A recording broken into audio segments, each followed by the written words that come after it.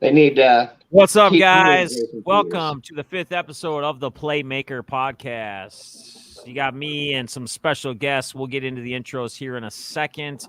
I'm going to start off by just letting you know, if you don't already know me, I am Deafness45.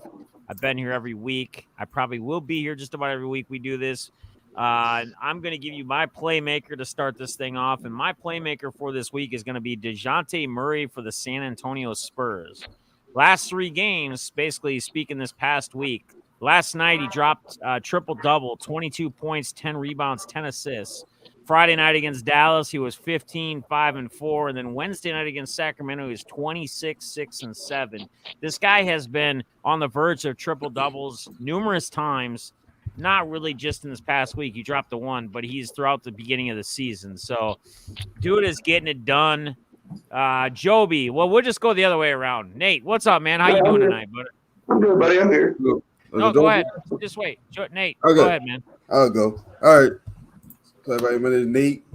So my playmaker is going to be the one and only Stephen Curry. So this past week, he broke the 3-point record of 3,358 3-pointers originated by Ray Allen, and he also broke it in 585 fewer games. And then also earlier today, he was named the Western Conference Player of the Week with 35 points, 5.5 rebounds, 8 assists, and 2 steals. So my playmaker, Stephen Curry. Nice. I like it. All right, Brady, how you doing tonight, buddy? I'm good. It was a good week in the sports on my behalf. The Bears didn't lose because they were on a bye, so it's a good week. So my playmaker of the week, first soccer mention on the podcast, Wonder Boy, my man Christian Pulisic, coming in against a huge game against Mexico for World Cup qualifying in Qatar for next year, and scored the game-winning goal in the 74th minute. So I'm going to go with Christian Pulisic leading Team USA to a 2-0 win over Mexico. Nice. All right. Balls, how you doing tonight, brother? What up, everybody? You guys know me. I'm Balls. My playmaker of the week is the one and only Patty Mahomes. I know we've all been hard on him lately. He came out there, showed what was up, 38 for 50 passes in that game, 400 yards, 5 touchdowns. And I think even Travis Kelce said it, but it looks like that team's starting to get that swagger back, baby. So, yeah, Patty Mahomes. All right. Hey, we got a new face on the panel tonight in the podcast live here. We got the one and only, the great JoeB1 Koenobie. How you doing tonight, brother? Oh, great, man. I appreciate you having me. I've been watching all the time. You guys do a great job. My playmaker is Mr. Mac Jones. The stats don't have to look impressive, but that guy just wins games. Yep. I mean, I can reel you off his stats. But Mike who? Mike Jones. Mac Jones. That's what I wanted to say. I didn't know if anybody can get that reference. Yeah, you know we do. Mac Jones. So, and we're going to get more into that when we talk NFL, but awesome playmaker for you to bring on here tonight for your first guest appearance. 19 for 23, 198 yards and 3 touchdowns. Not the craziest in yards, but man, the dude's getting it done. And we're going to talk more about that when we get into the NFL segment. Just touching on teams in general, where they're at and what's going on. So that'll be towards the end of the show here. What we're going to do is I'm going to get predictions going out for tonight's Monday night game from everybody here. And then what we will do is we will draw the winner of the 30 PayPal or the auction credit, which, again, anybody can win. You simply got to leave a comment, topic, question on this podcast once it uploads tonight. Once it's done and it uploads on YouTube, just go back, leave a topic, comment, question, and you can get your shot. We will actually cover those at the end of the podcast as well each and every week, but we'll do it live so you can see who wins it. But first, we're going to do our predictions. JoeB, we're going to turn it to you first. I will answer last, so I want to see where all you guys are going with this. So, Rams or the who? 49ers. Yes. Who you got? 100% Los Angeles Rams. Rams all day, every day. So are they going to cover? Are they going to smoke them? What are you thinking here, points-wise? I'm going to go Rams 27, Niners 17. Okay. All All right, so they're going to cover over on the over at 3.5 point favorites, 50-point Easy total. cover. The NFL's been so strange this year with the scoring, though. I mean, Right. just who thought, just because just go ahead. Yeah, It's Balls, all- go ahead, man. Your prediction. You're muted. You're muted. Get it. I mean, I'm 0-3, so we might as well just keep that trend going. Go 0-4. I know who Brady's taking. I can see who Def's taking. Put me against the panel every week. Give me San Francisco. I don't care. I hate the Rams. I hate what they're doing. I love, go ahead and get a championship if that's their plan, but give me the Niners. I'll go against everybody. Balls versus the world. There you go. Brady, where are you at on this game, buddy? I think you can see with my hat where I'm going. Obviously. Rams cover, and I think the over hits in this game. And I think it's specifically because you're going to see the 49ers chasing a lot of points. And I whether or not they put up those points, I think they're just going to be chasing so many points that it's going to end up hitting the over. Okay. All right. Fair enough. Nate, where are we at on this game, brother? Right, so I'm gonna go Rams, and the Rams should cover. I'm gonna go score of like 28-24. I think it'll be more close to game than people think. And then also, I think Odell's gonna have a big game. I think Odell's gonna try to come out with like new team, gonna try to show like still got it. So I expect a big game from Odell. I like that call, Nate. I'm going to take the Rams as well. I see this game. I'm going to just say this game is going to be I'm going to go 31-17 Rams. Okay. I'm with you on the OBJ thing. I think he comes out and shows LA what's up. Yep. I think the whole thing about him being a nuisance or being bad towards that team, I think he's going to show out. And I don't think McVay is going to let that ride anyway. I think he'll be gone if too much stuff arises. To start off with them joining the Rams and this team and them on this run trying to get a championship this week. So you heard it here. Guys, what we're going to do next is I'm going to pull up on the screen. So this was last week's Playmaker podcast. This was the comments, right? You only get one entry. You can leave more than one. We advise questions, topics more than one time. It's fine. You can do it, but you only get put in the wheel one time, right? And then we're going to pop the wheel up here. So I got everybody in here one time that did a comment. So we got 2, 4, 6, 8, 10, 11, I guess. I'm going to shuffle it as always. We do 7 here because 7 is my number. JoeB1 knows that very well in the horse game. So I'm going to shuffle 7 times. We're going to spin it. Good luck, guys. 1, 2, 3, 4, 5, 6, 7. Here it is. Good luck, gang. Good luck. We had 11 people comment? Well, there's more than that because people did more than one comment, but yeah. Right, but 11 distinguished people, 11 separate people. Congratulations, Mr. Tom T. Tom T, you are the winner. You get 30 PayPal, or you can use that in auction credit. I'm sure you'll probably use it for credit, but you let me know what you want to do, my friend, because you're in every auction just about every week. So congrats to Tom T. Again, it's easy to win this. All you have to do is leave a question, comment, or topic on this week's Now video once it uploads. So make sure you guys do that so you can get your shot at it. So Tom T, congratulations, my man. You got yourself 30 PayPal or $30 auction credit. We appreciate you. So we're going to get rid of this. We're going to get back to the panel. So guys. Hey, Def, can I put one thing out there? A challenge to everybody out there. Let's double that. Let's get 22 next week. 22 people. Okay. If that happens, I'll throw 30 in as well. So we'll double the PayPal next week. Double the one pot. person will take 60 then. So let's guys, get 22 people to comment. We should be able to crush that. We should have like 30, 35 at least. The first week or two we had 20, 24. I think we had like 16 or so because there was some double ups. That was just you only get one time, right? And then if I reply or someone else replies to the deal. So we don't include those. All right, guys. So before we get into everything that happened this week in the world of sports, I want to get kind of on the hobby side here first, right? Because this is an all sports hobby DFS podcast, one of the only ones that covers it all. So I want to know from any of you guys what you got going on in the hobby, if you picked up anything new, what you're looking at, excited about any new products. just talk to us. Talk to the channel, guys. Who wants to start? Anyone? The only thing I recently picked up was an autograph Lenny Moore jersey. He's a Hall of Famer from the Colts, old school guy. I've just kind of switched to more of the memorabilia side of it than I have to the cards. Okay.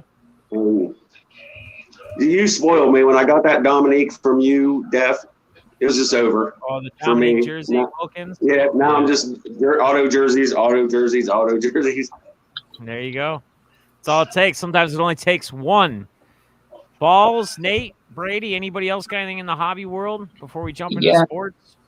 I mean, I'll touch on it a little bit. I'm sure we're going to jump on it in sports, but I kind of like looking at trends with the hobby and baseball. Everybody knows they have that deadline coming up. I'm interested to see what that's going to do for the hobby overall.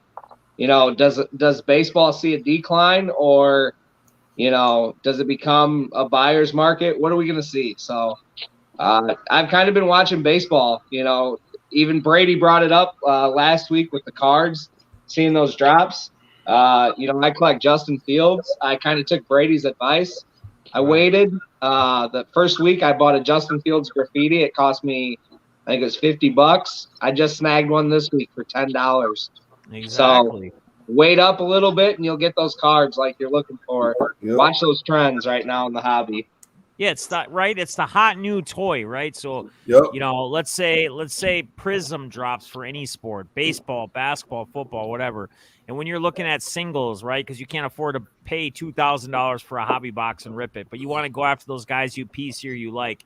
If you're jumping on that like right away, like right when the product comes out that week or that first 2 weeks, you are going to be paying a premium price guaranteed. Mm-hmm. If you hold off and you can wait and let more get out there and let it trickle, because it's a new thing, right? It's a new shiny thing. You're going to get a shot at getting that card or those cards at a much cheaper price. So, Balls, I like your take on it. I like you bringing that back up. I think it's important for people to hear that and to know that. You know, and there's other things, too, that we could really get into. We're not going to spend a ton of time. But, guys, even if you're, like, selling a lot of stuff, you're shipping a lot of stuff, utilizing the right programs and doing the right things to save you time and money and just save you money in general, like using some type of shipping software like a pirate ship, right? Buying your bubble mailers. If you're doing a bunch of shipping, going through Uline and buying 250 of the 9x7, 9-inch by 7-inch ones for like $40, right? Like, there's ways to save a ton of money. The labels, if you don't get the thermal printer, at least if you got an inkjet printer, go on like Amazon and buy the 1,000 labels, the double labels for like, what is it, 10 or 15 bucks? If you go buy 20 of them, it's 10 sheets, 20 of them at like Walmart. It's like $5 just for 20 of them. So you can cut corners. You can save yourself some money, especially if you're in the world of trying to sell some stuff and make some money. So that's some of the stuff that I do. You know, I use pirate ship and whatnot. Brady, Nate, you got anything for me in the hobby? Yeah, I mean, so for me, I collect baseball primarily. So a lot of the last 2 to 3 months has been me selling some stuff that I was holding from the season. You know, baseball at near the end of the year, it's when you should sell stuff that you're not willing to hold to next spring. And then I'm just building capital at this point to try to pick up some stuff during the off season that I think might go up next year. And, you know, for me, getting back into the hobby in the past year and a half, your channel was the first channel I found when I got back into the hobby. And I think you might remember me in that chat telling you about that Mike Trout rookie card I found. Yes, yes. So I haven't really been able to prospect or kind of collect somebody from the very beginning of their career. So, for example, my PC is Anthony Rizzo. But as you know, he premiered in 2011, so I'm going backwards to get a lot of cards. So now I kind of want to do I want to be there at the very beginning of a guy's career. And if it hits, he hits, and I'm going to make out. But if he doesn't, he's still a guy on my team that I love. So that's kind of the next part of the hobby that I'm moving into. And I've identified a couple young Cubs players because I love the Cubs, and they have no good MLB players anymore because everyone's gone. So that's kind of my next kind of phase, and I'm excited here over the next couple months to see prices continue to go down, and then, you know, maybe January, February, I'll start buying some of those guys. So nice, Nate. I think you're the only one on this panel right now that we can see visually that's representing something just direct hobby. You got the PSA hat on, my friend. Speak to us. Tell us the truth. Be the truth. Shoot. So far in the hype for me, I recently did sell a couple cards that was like holding on for a while, and also I just got a couple mail days coming up. I know I got one from you, Def. Yep. From the auction, and then I also got a notification. Should be on its way. Better be. And then I also got a redemption fight from Panini finally shipped. So I should be getting those hopefully by the end of the week. So I'll probably do a little video on that, show what I got. Is it Justin Jefferson, the redemption? No, I wish it was. Oh, because dude, I got a notification too of some Justin Jefferson card I forgot all about, and I'm seeing a bunch of people posting Justin Jefferson. So he must have got around to finally signing all the cards, because like I'm seeing timelines with people saying they just received it. They got the Panini thing, so it was like direct from them. It wasn't from like a break, or just like they didn't just get it in a break or from a mail day from a break. So, and what else you got going on, Nate? I'm sorry. I mean, like that's pretty much about it. I would think of maybe doing like a box of like Prism Racing that just came out recently. Yeah, so I think that'd be fun. I might buy a box of that. Hopefully, maybe soon, but. Yeah, but out there, I'm not really looking at any particular player or sport right now to buy, but that obviously could change with one eBay look. You know what's cool? You know what's cool with the NASCAR you always see is like when they got like the particle or the pieces of the car like at the end of relics. I think that's so cool. I think that's so dope. Or they got like the helmet or whatever. The tire. Dude, yep. Yeah, that reminds me, like the last 24-hour stream we did, which he's holding up the Deafness 45 T-shirt from the last 24-hour stream in Ohio. Our good boy from Alpha Fan Breakers, Dent, he gave away a sick Dale Jr. autographed race helmet, like a nice, sick. Like it was amazing, dude. That was one of the big giveaways that he threw in there. So shout out, I miss my boy Dent and his sons, and don't see him around much because he's always working, but hope they're doing well. So quick little shout out to them. Yep.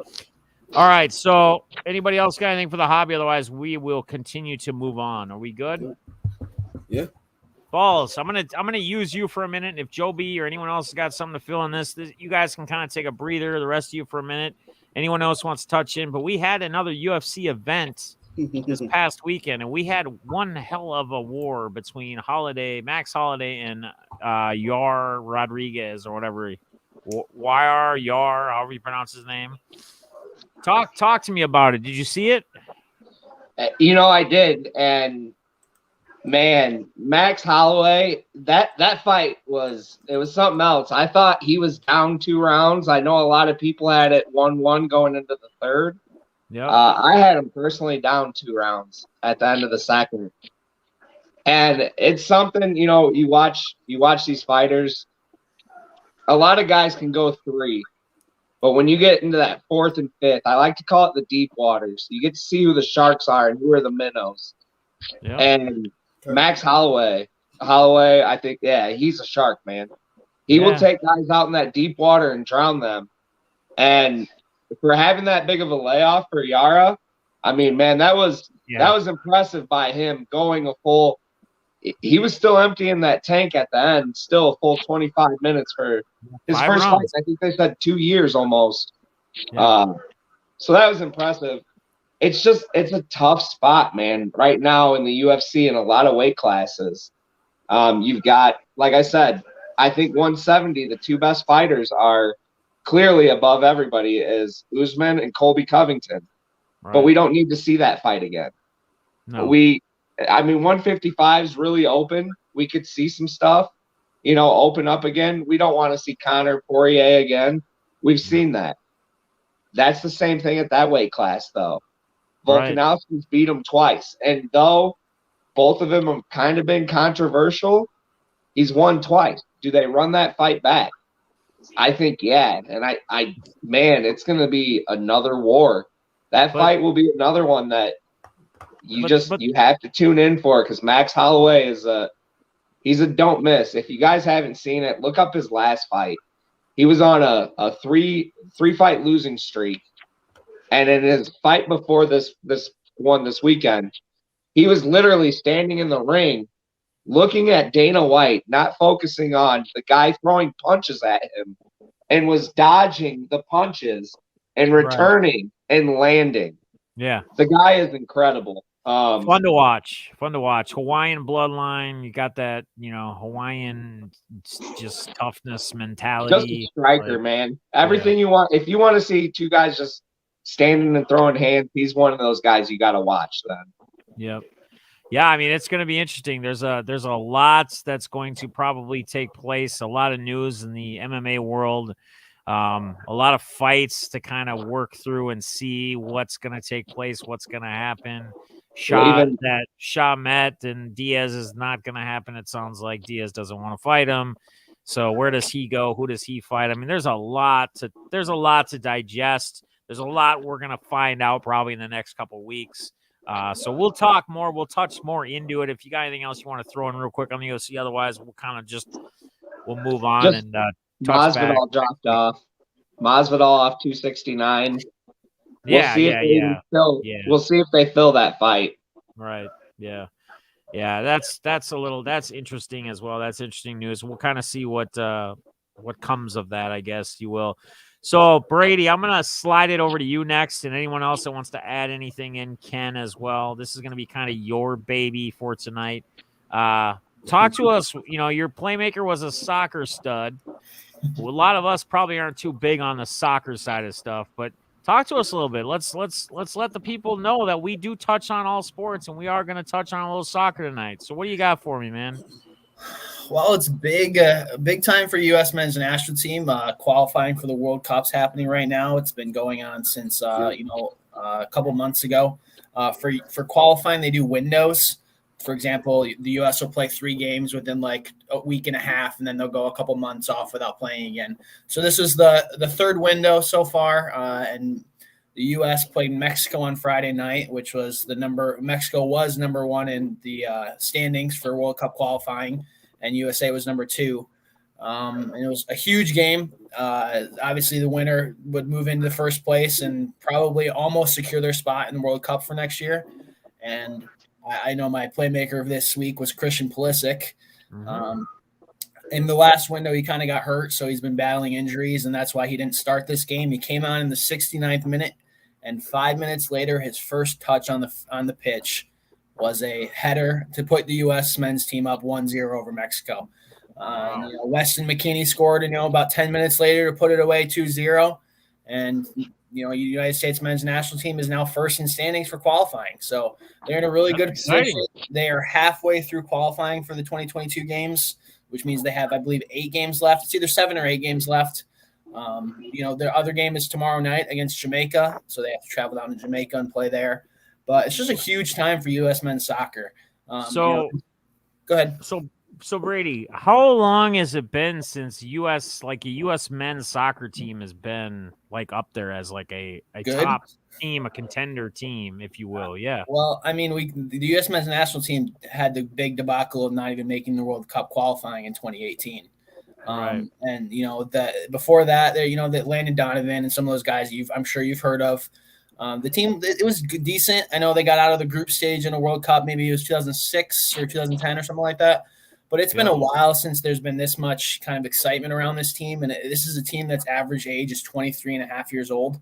It's a bunch of young guys. And so you look at a guy like Christian Pulisic, who has kind of been thrust into being the leader, even though he's still super young. And for him to, battle through an injury and go to, and, say, hey, I can give you 25 minutes and go out there and still make an impact is ginormous. And if you watch that game or if you watch any of the highlights, after he scored the goal, he pulled up his shirt and it says, "Man in the mirror." I had not heard what that meant or what that had said, and I did some research on it, and they kind of talked about it afterwards. The Mexican goalkeeper had come out and said that, and I want to quote it exactly because I found it interesting. This had nothing to do with Michael Jackson, like Man in the Mirror or anything, right? Yeah. There's nothing connected there. No, I mean, you never know, right? Yeah, so the Mexican goalkeeper said Mexico has been that mirror in which the United States wants to see themselves and reflect what they want to copy. So Christian went out and scored a goal and then goes out and pulls up his shirt and says that. And, it's kind of crazy to me because this is the third time this year U.S. has beaten Mexico. They beat them in the Nations League, which is a tournament that they were in. They beat them in the Gold Cup finals. That's 2 hardwares that the United States went home with. And now for World Cup qualifying, they beat them again. So this idea from Ochoa that the United States is trying to replicate what Mexico has been, I'm sorry, it's over. The United States is the best team in North and Central America, and that's just the way it is right now. That's just crazy. It's exciting time for U.S. men's soccer fans. Yeah, when I think soccer, I don't like top elite soccer. Like I'm not used to like U.S. like being that, right? It's always like other countries that are just dominant in that area, that part of soccer, if you will. Yeah, so, no, it's been a lot of European countries, but you see these young kids. A lot of them are going over to other places and playing in Europe now, which is exciting. So there's a lot to be looking forward to. If you have some time tomorrow night, just tune into the Jamaica game. It's on 8:30, 9 o'clock tomorrow Central Time. It's an exciting team right now to watch these young guys go out there and try to figure it out on the fly while also qualifying for a World Cup. Right on. Anyone else got anything to add in soccer? If you don't, it's fine. We can move on. We kind of figured Brady would be our expert. Columbus Crew. What's that? I said go Columbus Crew. There you go. There you go. All right. Next, a couple of these other ones we're gonna breeze through too, and people can add what they want. I got some main highlight things for them. We're gonna dive into the main things like college football, NBA, NFL, but next we're gonna hit on NHL, and anyone can add what they want. I just kind of gonna glimpse on who's kind of sitting at the top in each conference right now. We got the Panthers, we got the Hurricanes, we got actually my Minnesota Wild, which I think they're always lately have been kind of up there season in, season out, but they always tend to bust when it comes playoff time. And then we got the Edmonton Oilers. So anybody following any NHL on the panel, anybody got any teams that they feel are going to make a move or make a strike and possibly be champs this year or have the best shot at it? I know the Wild got a couple of young kids. They got that Kirilloff or whatever his name is, who's just an absolute monster, right? I don't know. Is he turning it enough for the Wild to be an actual contending team? I mean, they are contending right now, but can they do that in playoff time? I don't know, man. Anybody want to talk to me, touch on anything with the NHL? Add anything? I got to add something. I mean, like it's been a couple of surprises so far. Like the Detroit Red Wings, they've been bad for at least the past couple of years, but they're 8-6. They're out there top 3 in their division, and they got the it's called the Avalanche, who are got a dozen that team. They're only 6-5, so it's kind of like it's so surprising, but for the most part, it seems like pretty just the good teams that have been good for at least the past couple of years are at the top, and then you got some teams trying to still figure it out. But it's early, but I think standards are starting to kind of shake out a little bit. So, I mean, that Western Pacific, like the Oilers, the Ducks, the Flames, the Golden Knights have seemed ever since the Golden Knights have been a thing, right? They've been kind of at the tops, right? Yep. They've been top. I mean, they're not bad. They're 9-6. They're not. But they're in the middle of that Western Pacific right now where it stands, and there's still a lot to play. I mean, this is early. I get it. Yep. But shows you, pretty insane. And then you got the Kraken, which is that new team, the Seattle Kraken. They're obviously having their beginning team struggles as they're sitting 4-10-1. So was that the only one team added, I think? Wasn't it? Yes. Yeah, just added one. I haven't watched hockey a ton. But expansion teams don't seem to come into any league these days and be at such a disadvantage like they. Well, what about the Vegas Knights? Yeah, it was the Vegas Knights came in and they were dominant. Yeah, the first season. Joby, I don't know if you're froze or what, man, but you haven't moved. Yeah, I think we was froze. Maybe try to reconnect. Try to come out and reconnect. There you are. We got you back. You were froze completely, 100%. Yeah, everybody just keeps dropping on me. I just nothing but. You must be having a connection issue because we're all steady, but for some reason we keep losing you. Well, Brady, what were you going to say? Anyway. I was going to say I don't watch a ton of hockey, but my goodness, give me Connor McDavid every day of the week. Oh yeah, that man is great. That man is great. I don't know what the other guy's name is. Leon Draisaitl. Like Drysdale. Draisaitl. Yeah. I'm just looking at points leaders. Edmonton 1-2. Draisaitl and McDavid. I mean, and then I looked at the standings. I'm like, okay, they got to be playing well, and yeah, they're 11 what are they? 11-3. Give me Connor McDavid to start a team every day of the week. They always have solid goaltenders too. Yeah, like the Oilers are always known for their goaltending as well as the Connor McDavids and whatnot. And I have to blame Balls because I was just kind of distracted because I was watching the highlights of that Holloway Rodriguez fight. And my goodness, they were beating the crap out of each other. 5-round battle, 5-round war, all 5 minutes, 25 minutes of freaking war. All right, shocked, and they barely turned their head. There's like, nope. Right. All right, let's touch on college basketball really quick. I know it's just started. It's super early. I don't have a lot to touch on. Just kind of want to tell you kind of where we sit in the top 6 as of right now, where it stands. This is from the AP and the People's, whatever that they're. I checked 2 different ones and they were the exact identical. Gonzaga 1, UCLA 2, Kansas 3, Villanova 4, Texas 5, and Brady will like this. Michigan 6. So they're up there. Michigan's up there. There you go. He brings out the helmet to show it. So anybody got any love for the college basketball? Anything you got to take to throw in there before we dive into the ones we really truly like to talk about? Who's that kid that was up by you from Minnehaha Falls? Plays for Gonzaga now. Suggs? No, the other kid, the young kid that's not in the league now. He's the tall white kid, really skinny. Chet Holmgren. Chet Holmgren, yep. He's been pretty impressive so far, I thought. He's been – that Gonzaga team's pretty good. So, from what I've seen, at least, highlights, they look good. I got a prediction for you, including Gonzaga. Okay. All right. I think you're going to see the player of the year in college basketball this year be one of 2 players. Drew Timme from Gonzaga or Hunter Dickinson from Michigan. And I think it's crazy because you see the development of big men in the NBA not be there, but in college basketball, the big men still has a role, and they have a large one. And so, first game for Dickinson, he put up 37. Timme put up 37 the other night against Texas. So, I mean, those are 2 huge names. They're coming back. I think Timmy's a junior or senior at this point. Hunter's back for his sophomore year for Michigan. That's reloaded. So, keep an eye on those guys throughout the season. They're going to put up the numbers, and I think one of them takes home player of the year. All right. I like it, man. Brady coming with some takes. I like it, man. On these things that I thought we'd spend a minute on, we can at least spend 5 or 10 on, so we can give it a little bit of a back rub. It's not just a little, here it is, and we're out. Here it is. Here's the door. We're running out of it. All right, guys, we're going to move on. We're going to start getting into our more wheelhouses.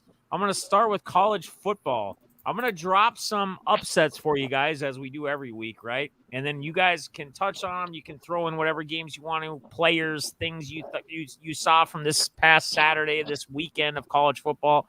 But let me just throw some at you, okay? Number 13, Baylor upsets 8, Oklahoma, 27-14. Yep.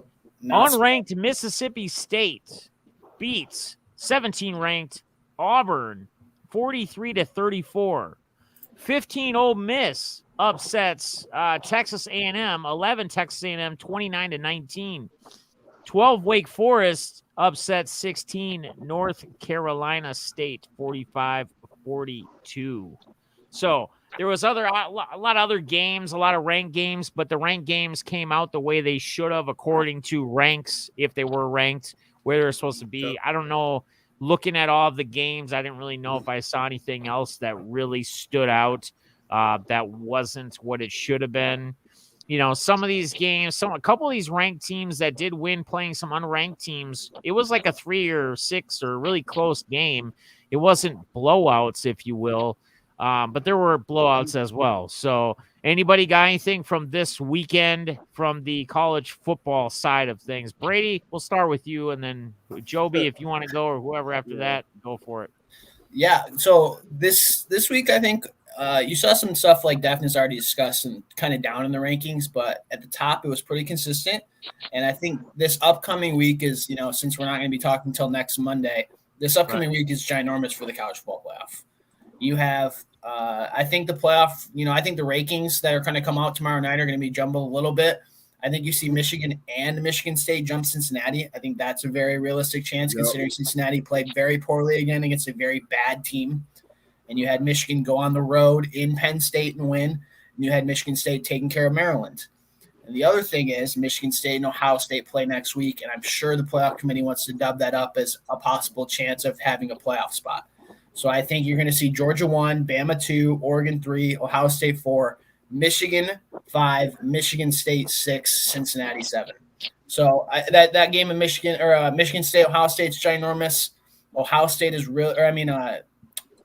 Cincinnati's really rooting on Ohio State, and Michigan to beat the crap out of each other in order to have a shot. I think I discussed that last week. Daphnis had that question for me. Right. Ohio State's got Michigan State and Michigan over the next 2 weeks. Michigan State's got Ohio State and Penn State. So in the Big Ten, it's ginormous. Yep. And, one of those teams is going to come out victorious and probably snag a playoff spot. So it's going to come down to these last you Ohio State fans out there, I'm just sorry, but I hope Michigan State and Michigan both. Oh, that's the wrong answer, brother. Let's go. I want to get some fireworks going before JoeB1 started speaking. I just have to apologize to the Michigan fans in the state of Michigan, just in general, because the next 2 weeks is just not going to be good for you. Well, I will say I'm not as scared this year as I have been previous years. Previous years has been very obvious, the talent gap. I don't think it's there this year. I think Ohio State is more vulnerable than they have been in maybe 3 to 4 seasons. I'm not saying that not to Michigan, Brady. I'm not saying Michigan or Michigan State's going to win. I have no faith in Jim Harbaugh winning a football game that matters anything. But if it's going to happen, it's going to be this year, I think, so far. We need something that pops up anytime Jim Harbaugh's name's brought up, where it's like a logo of upsets, as far as your upsets, the upsets that you were mentioning, I think every one of those teams was primed to lose. Oklahoma's just been waiting for somebody to beat them. Yeah, they've been a disaster. Losing their starting quarterback to the other quarterback. Ole Miss is one hell of a team. I think they can knock off about anybody in the country at any time. Matt Corral kid is a stud. He's out. The quarterback, he is out. Yeah, he just got hurt. Just this and week. FBS, please stop giving Alabama it doesn't. They could have had 3 losses by now, and play came in at number 2. Nobody really cares. When do they actually have tough teams they play? Every time I'm looking, it's 52-6, and it's like they're playing Wakalawapa State. Right. Who the hell even knows where that's at, right? You're 10 games in the season. Florida played Southwest North Dakota State, and I'm like, what the hell is that? But the SEC does do that. They do schedule an extra SEC game earlier in the year, and you see all these SEC teams schedule a crappy non-conference team. Right. It's just. It's good for those small colleges because they do get a big kick in the money to help them. But they're just going to get stomped, and Florida's coach is going to get fired anyway, even though you beat Sanford. Good job. Right. Oh, yeah. I personally probably could have thrown for about 220 and 2 touchdowns against Sanford. Right, Nate, you got something to touch on there, bud? I was going to touch on that Sanford game because didn't they put 42 points in the first half? That's insane. So, but yeah, like I said, college football has been this past week was pretty much just top teams won. Oklahoma, like I said, was bound to lose. They finally lost, which I'm actually glad because they've pretty much been a pretender for the majority of the year. But Texas A&M, it was getting hype. They lost. Let's say Auburn's been struggling a little bit. They lost too. So, but it's definitely gonna be interesting in the Big Ten with so many top teams having to go still play against each other. So yeah, it's gonna be a dogfight in the Big Ten for the rest of the season for sure. When does Cincy got an actual game they got to play? That's actually they don't play anybody. Yeah, they don't play. They won their They won their one game. They beat Notre Dame. That was it. That was the only team that's over 500 the entire year for them. Yep. Garbage. Yeah, Derby. because That's why they need the Big Ten winner to be 2 losses. That's really the only way they get in. Now it really helped them that Oklahoma lost. That was big for them. You know, an undefeated Oklahoma team gets in above them, so they have a shot to be the 4 seed now. But we'll see. Cincinnati, they actually play SMU this upcoming week.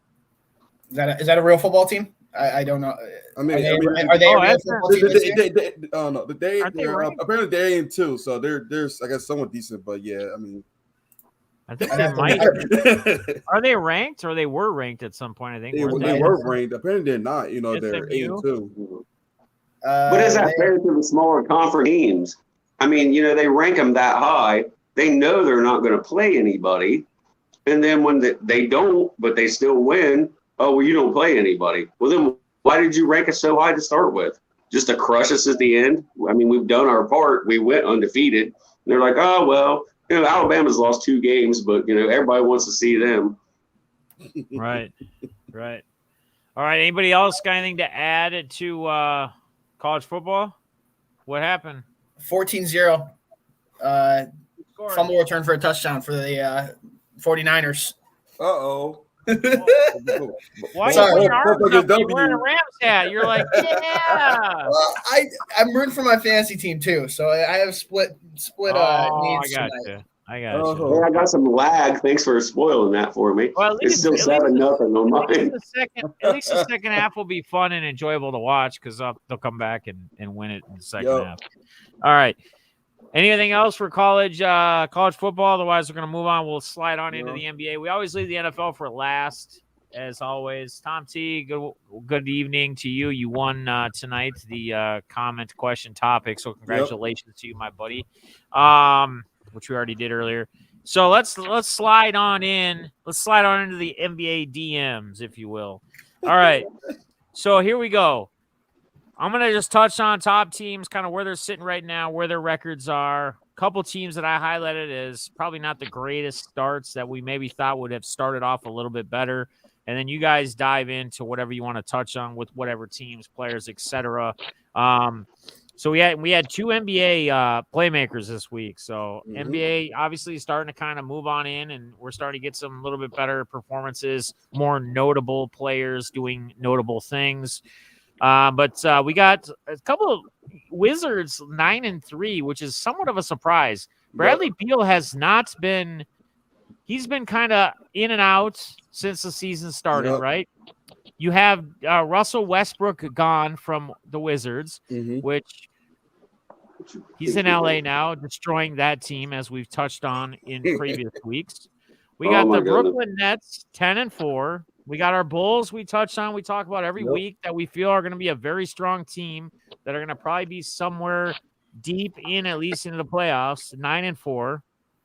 We got those Cavaliers who last week, Brian's playmaker, Evan Mobley, the rookie, has just been an absolute monster and a beast, and he continues to do the beasting for the Cavs. You got the Warriors 11-2, which is somewhat of a surprise. Draymond Green having us come off to start the season slow, not full minutes, right? Didn't start off right away. You still got Klay Thompson on the sidelines. You still got Wiseman, who's out right now, right?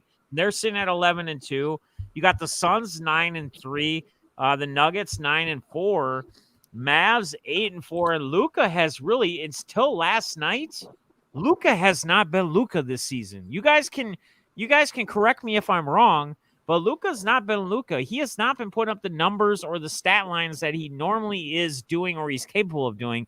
And Kristaps Porzingis is slowly just starting to figure it out on his own. Like, he's barely just being a guy to put up a stat line. So that's kind of interesting at 8-4 where they stand right now. And you got the Jazz 8-5. Now, the one last thing I'm going to throw in before I turn it over to you guys on the NBA is going to be, here's where I see kind of some interesting starts that I feel are a little on the offside, where I would call bad starts, I guess. Milwaukee Bucks 6-8. I mean, my Timberwolves beat them in Milwaukee 6-8. Raptors 7-7. Now I know they're dealing with who's been out? Someone's been out over there. Someone's been in and out or something. I don't know, Lowry or someone else. Couple of the guys. And then you got the Celtics 6-7. So teams that you would think where they're at, kind of where they stand, probably a little bit better. Tatum has kind of been a disappointment. I'm going to just throw in there. I actually drafted him high in my fantasy draft. I want to say he was actually one of my top first picks, like pick 6 or 7-ish, somewhere around there. He just hasn't been there. He hasn't been getting it done.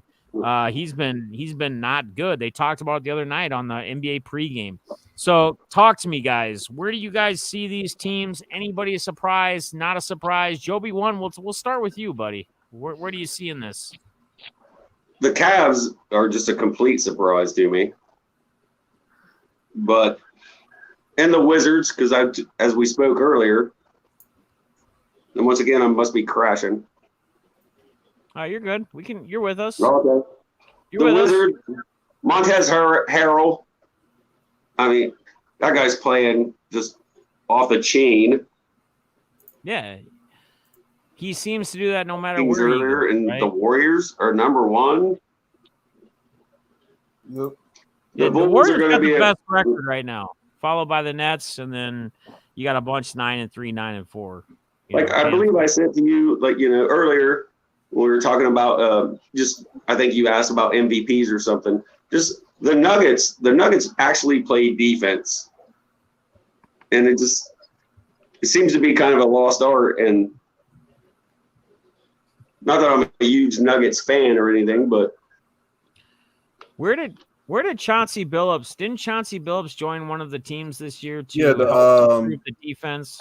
Was it Raptors? No, he's the head coach of the Trailblazers, I'm pretty sure. Is it Trailblazers? Yep. Yeah, he was supposed to come in there and turn that team around for more defense, and they have not improved at all on the defensive side of the ball. Zero. There's been zero improvement on the defensive side of the ball if that's true for the Blazers. Like I said, they're not even in this list. They're probably hanging out at the bottom with my Timberwolves in the rankings or in their records to start the season. But yeah, Mobley, Luka just off to a slow start. Is Luka gonna? I mean, he showed a glimpse of it again. Is Luka gonna get back to life to the old Luka? I mean, what's going on? What do you guys feel is going on with Luka right now? Well, that was my question: does he have enough talent around him? Because it seems like no matter what, one guy can carry the team into the playoffs. Right. But those teams that are winning titles have that 1A, 1B, and then they usually have a 2 and a 3 that can put up buckets on any night. That was the one thing we liked about the Bulls team. They've got Levine. If he's hot one night, they'll ride him. They've got DeRozan that can make an impact on a game. Ball, all those different guys that they have. I agree with you on that. I agree with you on that, Balls. That Bulls team is looking tough. If they stay healthy. That's the thing I think for Luka is there's no true, superstar, but who's in the top? Would you put another, I don't know the Mavericks team that well, but does he have another top 50 NBA player in his starting 5 with him? Probably not. I don't think so. I don't think so. Wait, what was the question? Does Luka have a top 50 player on his team in the league? So Porzingis at one time when he was there was a span where he was out of control, but it was usually when Porzingis really goes off and he's like a monster and he goes on a streak is when Luka's not healthy, when he kind of takes over as that second man, when he kind of stands back when Luka's healthy, and when Luka's not healthy, he's supposed to step up. But Porzingis hasn't even really been there. He's just finally, I think the last game or two, he's showing that glimpse of what he's really capable of. He hasn't been there. He hasn't, you got guys like Hardaway, right? The guy chucks a ball and he can knock down threes, but he can also murder you any given night where he can miss. He can chuck 12 threes and make one of them, right? That's a Hardaway thing. It's not a consistent 3-point shooter. Doesn't it always seem like, it's kind of a 5-on-1. Every defensively, it's they're just we'll shut down Luka. If one of the rest of you can beat us, then let's see you do it. The guy that's really got to step up for them besides Porzingis is Jalen Brunson, who has shown glimpses of that this season. And I think, honestly, when we look at this 8-4 surprise record with Luka not being the player he has shown to be in past years, that's why these guys are 8-4, right? Yeah. Brunson has had some monster games already to start the season. And he's playing next to Luka. It used to be Brunson would be second team, and he would come off. You'd basically be running the point or whatever when Luka was on the bench. Now they're utilizing him as that point/shooting guard, vice versa between him and Luka. You know, whoever's going to handle the ball, the other one's the opposite, shooting guard or point guard or whatever. But yeah, Brunson's kind of the guy that would be that. But they do. You're right, Balls. They need to. If Porzingis is not going to step up, they need another forward. They need a shooting forward or somebody that's going to be that top 50, top 60 caliber player that can kind of ride with him and take some of that off of him. Because, right, you double him up, you do things to distract him, to frustrate him, to get him off his game. And that's probably what teams have been doing and what they're relying or looking to do right now. So, great point. I think it's super valid on kind of where that stands as far as what Luka's been doing or where he's been so far. But yeah, anyone else? I mean, the Bulls, we touched on it, man. I mean, they're just stacked right now. They went out and they were probably the most aggressive. They were the most aggressive team, free agency wise and picking up players for sure this season, and it shows. I want to point out one thing, and that was that NBA executives, said that the worst move of the offseason was signing DeMar DeRozan. It's NBA executives saying that the worst move of the offseason was signing DeMar DeRozan. And that dude is 7th in the NBA in scoring right now. And him and Zach LaVine are a two-headed monster leading that Bulls team that has a ton of, I would say, glue guys. Caruso and Ball that are defensively driven. You got guys like Devontae. Caruso's going to win 6th man of the year. Watch. Dude, his steals, now. He's like 4th in the league in steals, and he plays like 18 to 24 minutes a game, depending on the night. So the killer Caruso. Yeah, it's just crazy. I think the one team that actually, so you kind of mentioned, I think the Bucks will figure it out. I don't know how good Toronto's actually going to be. You got to remember Lowry's in Miami now, so I don't even know who's all there. It's Pascal Siakam, and that's about it. I think the one team that actually is concerning is Boston. And I think that's because Jason Tatum's numbers, just efficiency-wise, are way down. I just was looking at her stats right here. Every single season he shot over 45% from the floor. He's now at 38% from the floor. Yeah. And he's shooting 32% from three after going 38 and 40% the last 2 years. So I don't know if that's him taking tougher shots. I know Jaylen Brown's been out a couple games, but they went and got Dennis Schroeder to try to shore up the guard spot after Kemba left. Yep. And we're looking at a 6th of the season now. This isn't 5 games anymore. Right. We're going on game 13, 14. It's enough of a sample size to sit there and look and go, is this a serious enough issue that they're going to have to address in order to be a serious team in their conference? Right. And I think the answer to that is yes, unless they change something drastically with Jaylen Brown and Jason Tatum. But I'm shocked that I'm actually 2-2 in my season-long fantasy team right now because, like I said, he was my top pick. I mean, we have keepers like LaMelo Ball was one I got to keep because I drafted him like 7th round last year. And, a couple keepers I kept, but like he is my top center around the team. So I'm happy, I guess, to be 2-2 where it stands in season fantasy. Think about this. That was obviously from a season-long fantasy perspective. Think about the hobby. Was Jason Tatum not one of those guys that were identified before the year as possibly having a jump? Yep. A huge jump. I talked about him last year at the end of the season saying, this is a guy you got to buy. You should be buying on now. Right. Because he's so reasonable. Right. And so how much is his value going to be hurt, especially with they're not playing well? And what if they don't even get past what if they squeak into the playoffs and don't get past the first round? A lot of the hobby is driven by him having to be able to be out in focus of the NBA playoffs and having those moments. You've seen it for other players on different years. Yep. If he's not out there, that's not going to help his hobby value at all. Even if he's still scoring, but it's just not efficient right now. Right. Right. Yep. Nope. I agree. Anyone else want to touch anything on NBA before we dive on into NFL? Actually, I do. So I know it might be a little early for this, but the Pelicans, they're 2-12. Do they keep Zion out for the rest of the season? Say Zion, this is it for the season. Make it get you in shape to do something for the rest of the season, or do they actually might try to play on like later on? Here's what I see with Zion. Here's what I see with Zion. If Zion comes back, this is what I see. I see him come back. I see him play a couple of games. I see there being some kind of thing. They don't have success or whatever it is with the team when he's on the court. And I just see them probably putting him out for the season if they don't already do that anyway. I don't know. I mean, so what's the verdict on him, right? What did he? I didn't even follow his whole ordeal. Was it he had foot surgery, ankle surgery? What surgery did he have like in the off season? I think I want to say it was a foot injury. Actually, I mean, how long was he originally supposed to be out?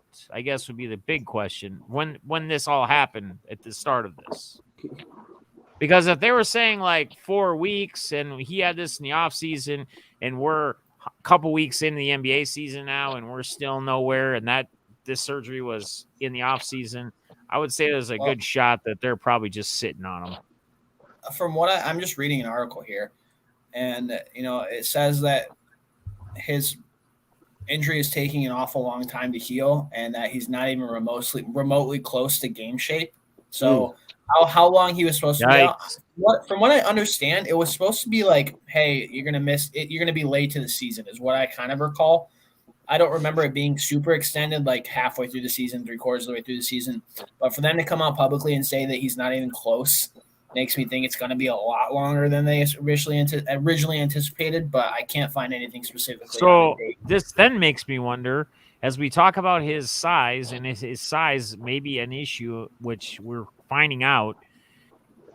Did that play a part too where I get he wouldn't be in game shape as no player would be typically when they're not playing and they're not actually playing in that high level competitive game? It's kind of like any of us, right? If you go play pickup basketball and you're just playing it with your friends on the side, but then you go and play and you're playing and there's a score and there's people watching, like it's just that more intense. You get tired that much quicker because the intensity is different.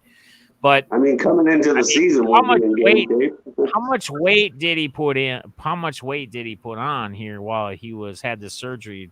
Are we talking? He put on a ton of weight, being a big dude already, like liking the cheeseburgers, the donuts, whatever his diet may enjoy. Just in honesty. I mean, I'm just throwing it out there. So again, will we see him this season? Time will tell, Nate. Man, I don't know. Yeah. Bro. I don't know, man. I'm just thinking like if the Pelicans like still like for example, if the Pelicans by like December, January, or like I don't know, like 5 and whatever 20 something. I'm like, if you're the Pelicans, you might have said like Zion, you might as well just just sell the rest of the season, make sure you're fully healed, no point rush you back, and then just take it for next season. There is a guy that I love that's benefiting from all this, though, on the Pelicans, which is Nicole Alexander Walker. I love that. He's been balling. Yep. It's one of my side PCs. I've been PCing for a while, and I just, anytime he gets time, he usually puts up the numbers. What's up, Brady? So a little bit more clarity. This article is November 1st. It says 2 to 3 weeks away, so that's 14 days ago. So an article just came out yesterday saying that it's going to be end of December, early 2022. So we're looking now at almost another 2 months. Yeah, I would be surprised. I mean, we'll see. We'll see what happens. Do they just, is it another trust the process thing? Like play the process out? Like how long do we sit on these guys? How long do we dwell and play with it? All right, let's move on to our wheelhouse for this podcast, which is the NFL. So we had 2 playmakers, NFL playmakers this week. Balls Patty Mahomes, which I think a lot of us could bear to say that he was a playmaker, top playmaker. We had JoeB1's Mac Jones. Man, the Titans continue to roll. They continue to go. The Lions game is ugly as hell, ends up in a tie. Ugly. The Cowboys roll over the Falcons. Dak Prescott brings back a dominant performance with 3 total TDs, 2 passing, 1 rushing.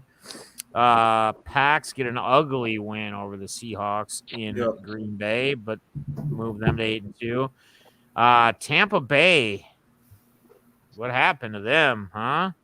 Like Washington. Wow. Yep. The Cards. I mean, obviously they didn't have Kyler Murray, right? And then we got the Rams playing tonight, which they're actually losing to the Niners. So the Patriots, though, right? This is kind of something we said we get back to. We're touching on all of it, but the Patriots. Let's start with the Patriots, right? Yep. They're sitting there 6-4. They're sitting at the top with the Buffalo Bills. Mac Jones, right? What is he? The fourth quarterback picked in the draft this year? Fifth quarterback drafted this year. Wow, I kept thinking it was the fourth. Drops to being the fifth quarterback. Looks to be by far the best draft so far out of those quarterbacks. Gets another insane win, has a great performance. Doesn't put up a ton of yards, but again, doesn't have to, right?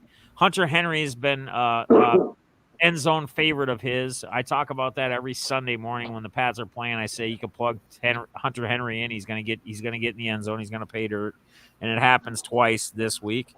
Where are the Pats at, man? Talk to us, guys. Patriots, are they a true contending team this year? Maybe not Super Bowl champs. Let's not push it that far. But can they get in and take and steal a first round, maybe a wild card or a first round playoff win, depending upon where they end up at? Talk to me about them. Let's start with the Patriots. I guess I'll go. So with the Patriots, I mean, like they had a good balanced team. Like Matt Jones, he's showing up his accuracy from the draft. He doesn't make many mistakes, but the thing is, like, they've been able to run the ball really well. Like, Damian Harris has been having a great season. And then also they have, what's his name? Ramondre Stevenson. He came in this past weekend, and he had a big game. So them being able to run the ball, and then Mac Jones is just being accurate, making good decisions. That's big result. And then, like I said, like, the defense has been solid enough. So, yeah, like, that combination just – and now they start getting a little bit of a rhythm. Like Jones get more confident, so yeah, the Patriots gonna be a tough out. They actually made the playoffs. It's gonna be a tough out for sure, I think. All right. Anyone else? Patriots? I'm going sideways, brother. All right, there you go. I'm gonna pump the brakes on the Mac Jones train real quick. All right. Let's hear it. It's not that I don't think he's gonna be a decent quarterback. I think it's significantly too early to tell on any of these guys, and I think Mac Jones went into the best situation to win immediately. And I think that's a interesting distinction to make versus being the best quarterback and being put in the best situation for this year. That brings a good debate up, and that's something I think we can all touch on. Somebody's got to mute their YouTube. We're hitting an echo here. Well, that brings a good debate up. And that's something I Joe. think we can all touch on. Best quarterback Joe, it's yours.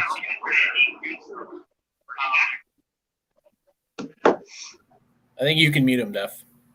All right. That was me. Sorry about that. No, you're good. So this brings up a good debate. My sound was just completely dropped off. Fine. This brings up a good debate. All right. So the best position, he's put in the best position. Got a great coaching staff, but I would challenge the receiving core minus Hunter Henry that he has to throw the ball to on that team in the offense, right? Take your Bears. You got Allen Robinson. You got Money Mooney, right? Komet's not the level of Henry, obviously, but receiver-wise, yes. You got the likes of Trey Lance, the 49ers. You got Deebo Samuel, who's breaking records for the NFL in receiving yards. With George Kittle, I get it, he's been hurt a couple weeks, etc. Who else we got? Who else is at the top of these quarterbacks that were drafted? What are the quarterbacks? Trevor Lawrence. Well, Trevor Lawrence was the one I just touched on with Deebo Samuel and Zach Wilson. Trevor Lawrence. Yeah, Trevor Lawrence. So Trevor Lawrence is probably he's got Marvin Jones, but I would say that the Jaguars and the Patriots probably have a similar receiving corpse because Marvin Jones, Hunter Henry, I would put similar. They're two different positions, but they're both receiving side, right? Now, what does Mac Jones do if he has Deebo Samuels, George Kittle, or if he has Allen Robinson and Money Mooney? So this is a good debate. A good thing we can bring up in debate as far as my counter argument, Def, on that, and I'm sorry for cutting you off. My counter argument would be is they don't have – you named all the other quarterbacks. They don't have the consistency in the coaching staff that the Patriots have had.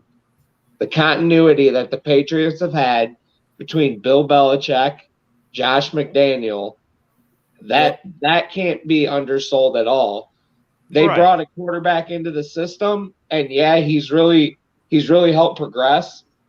But I mean, you're talking they do have the best coach and possibly one of the best offensive coordinators, in the game. He doesn't get credit. He gets a lot of flack for, the opportunity that he has had to be a coach and backed out.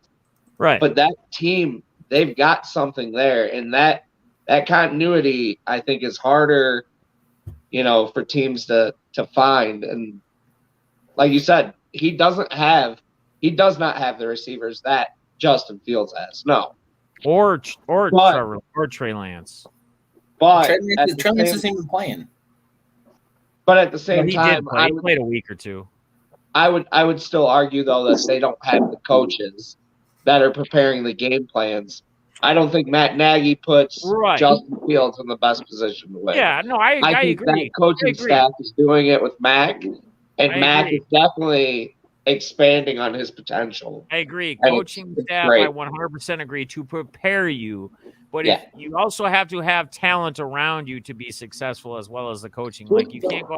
You could have the best coaching staff in the world, but if you don't have the players. So I guess what I'm getting at is the players he has around him with the top coaching staff, if we will, which I agree is at the top as probably the best head coach in the NFL.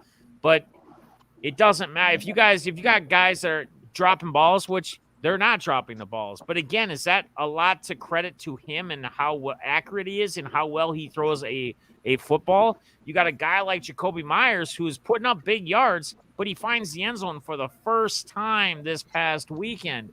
These are the things that I'm kind of looking at and I'm challenging. And again, this is a quarterback that is a pure pocket passer. He does not rush. He does not elude the pocket. He is not one of those types. He has proven that in his college days. I think he had 30 yards or 36 total rushing yards in college, which shows you that he's a pocket passer. He stays in the pocket like a Peyton Manning, if you will, or somebody of that stature. So again, I'll bring it back to you guys. You guys can touch on or talk. My specific argument was more that I don't think Trevor Lawrence is in a team that is anywhere close to as good as New England is. I think the same thing with Zach Wilson, whether you can argue the receivers or not. Those are organizations that are just completely broken right now. I think the one argument that makes sense is Justin Fields, just with the team around him. That was a team that won 8 games last year. You had the Patriots that went 7-9. Trey Lance hasn't seen the field really. It's still Jimmy G's team. So, and I want to, Mac Jones played really well last week. He's not tearing it up ridiculously. He's got 13 touchdowns in 10 games. It's not like he's going out there throwing. He's a game manager right now, and they're winning ball games. Yep. My point was, I think he was put in the best situation this year. I don't think that necessarily means he's going to be the best quarterback moving forward. I think if you look 2 years down the road, my guess would be he's the most consistent guy in regards to what his future is going to be. But I think you look at all those other 4 quarterbacks, they have such a higher ceiling than Mac Jones does. That's why they got drafted first. Not necessarily the year 1 return, but year 2, year 3, year 4, year 5. Okay, but does that not having the proper coaching staff that you guys are arguing the point of Mac Jones' success be a big factor in their not so success as the years go on if they don't have the proper coaching staff and the coaching and the right people around them? I mean, yes. JoeB1, chime in on this. Where's your takes on all this stuff? The Ravens won a Super Bowl with just a manager. He didn't have to, he might not win it. Yeah, he might not win the game for you, but he's not going to lose the game for you. And I mean, they're 5-2 in their last 7. They've only lost to Tampa Bay and Dallas. And I mean, I kind of did my study on that since I picked him as my guy. But in their 5 wins, he's 96 for 142, has 1,092 yards, 7 TDs, 2 interceptions. I mean, he's a rookie quarterback. He's a rookie, right? Even in the two games they lost, he threw for 507 yards, 4 TDs, and 1 interception or 2 interceptions. I mean, most rookie quarterbacks don't go into any team. Ben Roethlisberger was one that went 15-0, like to start as a rookie quarterback. Yep. Most quarterbacks that go in as a rookie, as a first-year rookie starting on a team, go in no matter who they have around them or behind them or with them, and don't have the success that he's having, besides probably someone like Ben Roethlisberger. Who else? 1-15, Troy Aikman, his first year. Yeah, well, I mean, that's the benefit of being drafted 5th, right? You don't go to a crappy team. You don't go to the Jacksonville Jaguars. You don't go to the New York Jets. And even Justin Fields has a benefit going 4th quarterback. He went to a decent Bears team. Now they're playing terrible, but that doesn't mean that the team that he went to wasn't bad. Yep. You're right. That part of it is he went to an organization that was more ready to win than some of these other guys have. Yep. But what expectations did the Patriots really have this year? I don't think it's just him. I think his play is giving the rest of the team a lot more confidence, and they are coming together. I mean, that defense gets no love.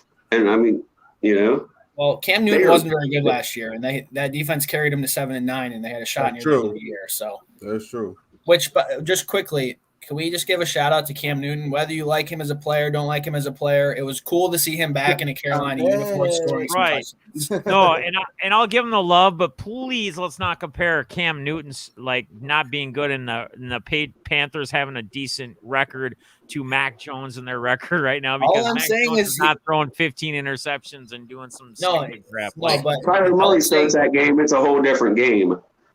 Right. It'll be interesting. Like I said, they play the Bills twice in December. I think with that extra week in the season right now, the Patriots are playing really good, but that extra week, I think really the week of Thanksgiving, maybe the week after, is really when we're going to see that playoff field. If you look right now, every team in the NFC is still in the hunt except the Detroit Lions. Every team. Even the Chicago Bears are in the playoff picture. Hey, they didn't lose. They tied. So it'll be interesting to see if they take one of those 2 games against the Bills. Yeah, I'm going to take them in a first round playoff win. I'll take them round 1 on the road even. With that coach and the way that quarterback's playing. Don't get me wrong. Yeah, I'm not a Patriots fan, right? Like, I appreciate greatness like Tom Brady. Like, I can't take anything away from what he did. He's probably the best. He is the best quarterback ever to play. If you look at just wins, Super Bowl wins, etc., whatever. But, and I'm not a Patriots fan by any means, but for what I see and what I'm seeing so far, and again, it's early, but for this kid to come in as a rookie and do what he is doing is very, very, very impressive in my opinion. We'll see where it goes. We'll see where it lands. A team I want to touch on next on the AFC, we'll keep it on the AFC side, is the Tennessee Titans. We talk about them every week, and we're going to continue talking about them every week because they're continuing to push forward. They get another win, right? Yep. They're 8-2. They beat a Saints team without Kamara. I get it. They win with a field goal at the end. I get it, right? They barely pull it out. But, again, they get the win. They get it done. We're seeing these teams that have these ugly losses to these crappy teams, and it happens to everyone, right? We saw the Jags lose to the Bills last week. We see these things. So my question again this week, another week in, how real are these Tennessee Titans? No Derrick Henry again either. So hottest team in the NFL. They're just the hottest team in the NFL. Yeah. Sorry, Brady, go ahead. Starting the year, they had the toughest schedule moving forward for the rest of the year, based on teams' records right now, they have the 32nd toughest remaining schedule, or last in the league. You're talking a team that might be number one, get that first round bye. There's only one bye. So to get that first round bye would be huge. I wrote down one other thing. They have 5 wins against teams that were playoff teams last year. The last time that was done was in 2003, and it was by Philadelphia, and they went to the Super Bowl that year. So not saying that has any correlation, but it'll just be interesting to see. They're in the driver's seat, I think, right now for that number 1 seed, the way their schedule pans out the rest of the way. If they can get that, that's pretty big, 1 bye. So, yeah, they're for real. They're for real. Nate, Joe, anyone on that? Titans? Or these would be the games, though, that I would worry more about. That maybe, because they played the tough teams, they played them well. And like, Ball said, they have the easiest schedule going out. Are they going to drop the ball against some of those teams? Are they going to let down? Brady? I'm going to need to see one more. I'm going to need to see one more game from them, because I don't put much fact on this win against no Jameis Winston, no Alvin Kamara, no Michael Thomas. I mean, I understand they're without Derrick Henry, but I'm going to need to see another game. They're going to need every game. That 30-second, I think we're losing you, Brady. Yeah, Brady's choppy now. I think they're going to need every game in order to hold on. They're going to need every game they have. All right, so who is there anyone right now in the AFC that you guys feel that you're confident in where we stand with the NFL season right now on the AFC side? And then I'm going to ask the same question on the NFC side. Buffalo, no. I mean, to be honest, are you guys scared? Let me ask this question differently. Okay, are you guys scared off of Buffalo as being for real or being a team in the AFC because of the loss to the Jaguars? Does that throw you completely off as to like, ooh, they're just not the team I thought they were? I mean, honest takes, honest opinions on it.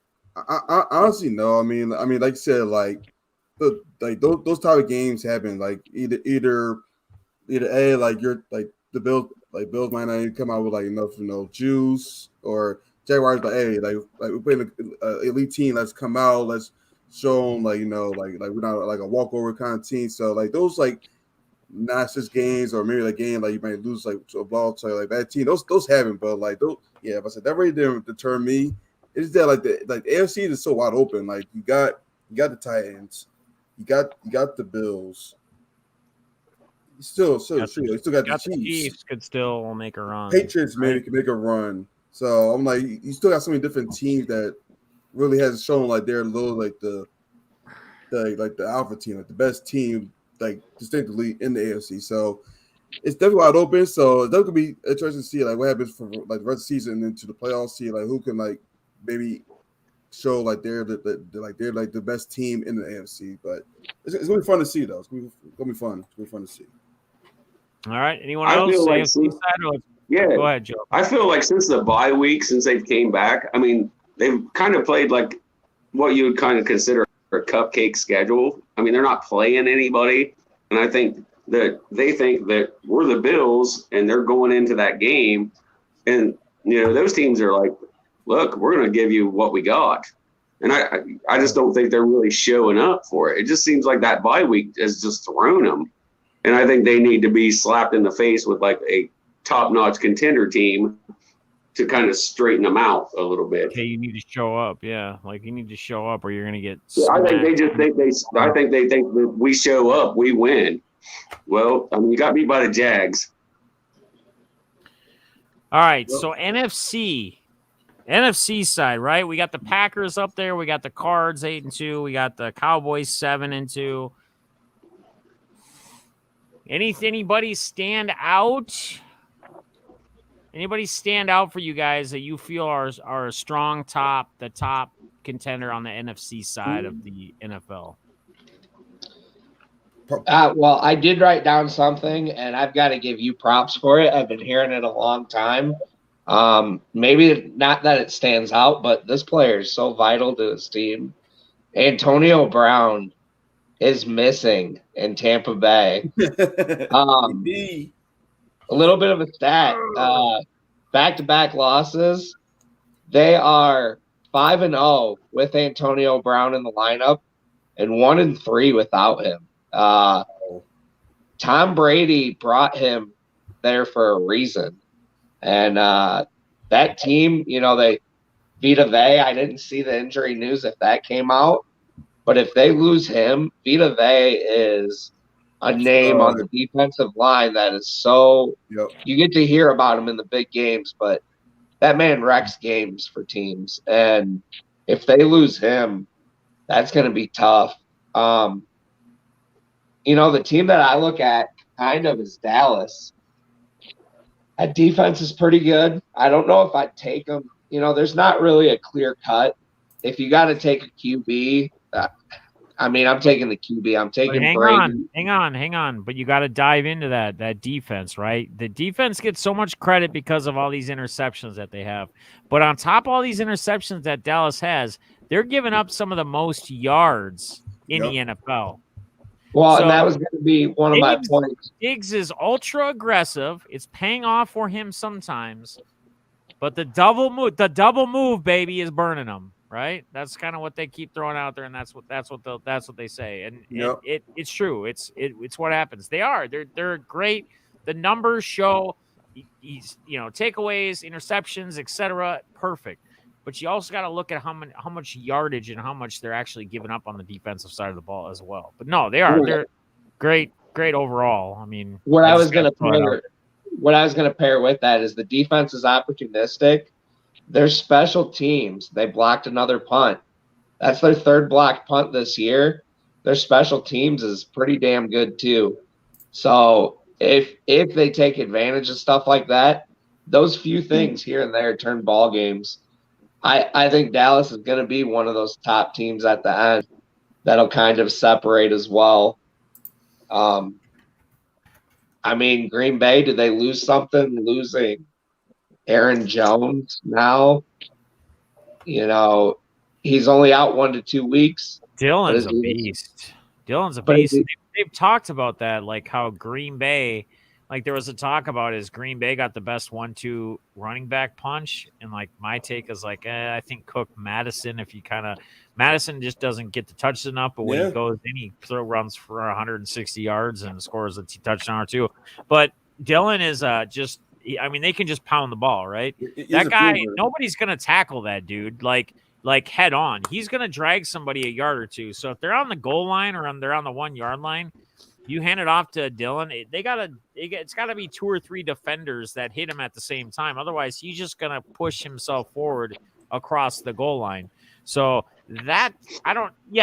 Aaron Jones is a monster on that offensive team. I mean, he's so heavily involved in the pass game. You guys saw it when Devontae Adams was out, how much he was utilized and how much he would wide out. He played wide out in multiple plays.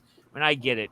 I got to go before we keep going on the Packers thing. I got to touch back on Tampa Bay because I got to just do it because I got to give you guys my DFS deafness hot take. If Antonio Brown is playing this week, you lock him in your lineups, okay? Because he is Tom Brady's favorite receiver.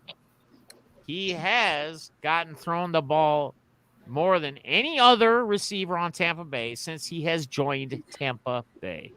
Lock it. All right, continue. Is that it? That's all you got? Brady? NFC, talk to us. I'm just going to default back. I'm never betting against Tom Brady. I'm never doing it. Sorry. They have obviously struggled with it out Antonio Brown. I think they'll be there at the end of the year. Interesting. Obviously, I think Kyler back next week. That'll be interesting with the Cardinals, seeing what they're. I would hope so. But talk about running back duos, Chase Edmonds and James Conner over there. They've been beastly this season. Tied for the most touchdowns in the NFL. Yeah, so I'm gonna stick with. I love my Rams, so we'll see. I think the NFC is a Love your little bit. Rams, but when the 49ers are up 14-0, you're like, yeah. Well, we'll see. I gotta take a shot, me. No, I think the NFC is a little bit clearer picture on who the top of the NFC is. It's just kind of picking your poison at that point. Yep. The AFC just seems like a jumbled mess, to be honest. I agree. So at that point, you're just throwing. You can pick your team and throw it into a hat and pull one out. So we'll see. I agree, 100%. I agree. All right, you guys got anything else on the NFL? Yeah, for me, the NFC. As much as it pains me to say it, I would not want to play the Minnesota Vikings. If they kick it on all four phases, no one will stop them. Yeah, no. They won't be stopped. Cook can run. Their receiving core is good. Their defense they just don't seem to ever put it. They're the best team with the sub 500 record in football. I mean, I think there's probably two or three losses that we have that, they could have went the other way, just like that. Or last thing, but still, I mean, it is what it is. I mean, until I see it, I don't know, man. As much as I'm a Vikings fan, it's my home team. That's why I'm so happy and I'm so glad that I'm so heavily involved in daily fantasy football and just DFS in general, because I don't ever have to be completely heartbroken because I never they went on the road. They take care of the Chargers. Players. And I don't draft. I usually don't draft my own team players very often because then I don't have to worry about if they choke or besides Cook. Well, the rest of the year I would watch them. I would just watch them. Well, with them, JoeB, I actually have it right now. If they did playoffs, they'd be 8th, battling for probably that 7th seed. They're not going to catch Green Bay in the division. No. Their schedule coming up is very difficult, though. They got Green Bay twice. Yeah, we got one of the toughest schedules. Pittsburgh. They got the Rams, the 49ers, and then our Bears always play them tough for some reason. So division games in general are tough. Every team. If they make the playoffs, though, they will be battle tested. Yeah. And yes, they'll be the road team coming in, but is that who you want to come in? Do you want to face Dalvin Cook coming in? Do you want to face Jefferson? I mean, you don't, and you never know what you'll get from that defense. I mean, they may shut you completely down. But the defense has to show up just like it does for any team, I guess. If I could put one team out there right now, kind of if you're looking for a team to bet just to make the playoffs, it sounds kind of crazy, but look at the Eagles, possibly. They're sitting at 4-5. They're starting to figure out their run game. But if you look at their schedule remaining, they've got the Giants twice, the Washington football team twice, the Jets. The only thing that scares me about the Eagles and about you saying they're figuring out their run game is their running game looked great, right? But what, every single week it changes. Who is involved in their run game, right? Everybody. Who's healthy? Huh? I mean, who's healthy? It's either now it's Boston Scott and Jordan Howard. That's what I'm saying. Don't you need on a level, I feel like a team that's really developing a solid run game or has a run game typically has that go-to or even that committee that's a 1-2 punch, right? Yeah. Or two guys. But we could throw Scott in there one day. We could have Howard. We could have Willie Wonka. I mean, I don't know who's running the ball what day, what week. I mean, they are though. They did a great job running the game. I agree with you, Balls. What I'm getting at is I don't know how I see a team being 100% figured out when they don't know who their guys are going to be, right? I will tell you. I'm talking a long shot playoff bet, looking to make, throw a little bit of coin on. Nothing all crazy. Right. Well, throw that Bitcoin on there. Baby. Devonta Smith, just a fun fact for you, Nate. I wrote this down. That was the first time since 2014 an Eagles wide receiver caught 2 touchdowns in a game. Whew, yes, it's been. In Hey, today's Philly, NFL, stand that's up for a crazy. second.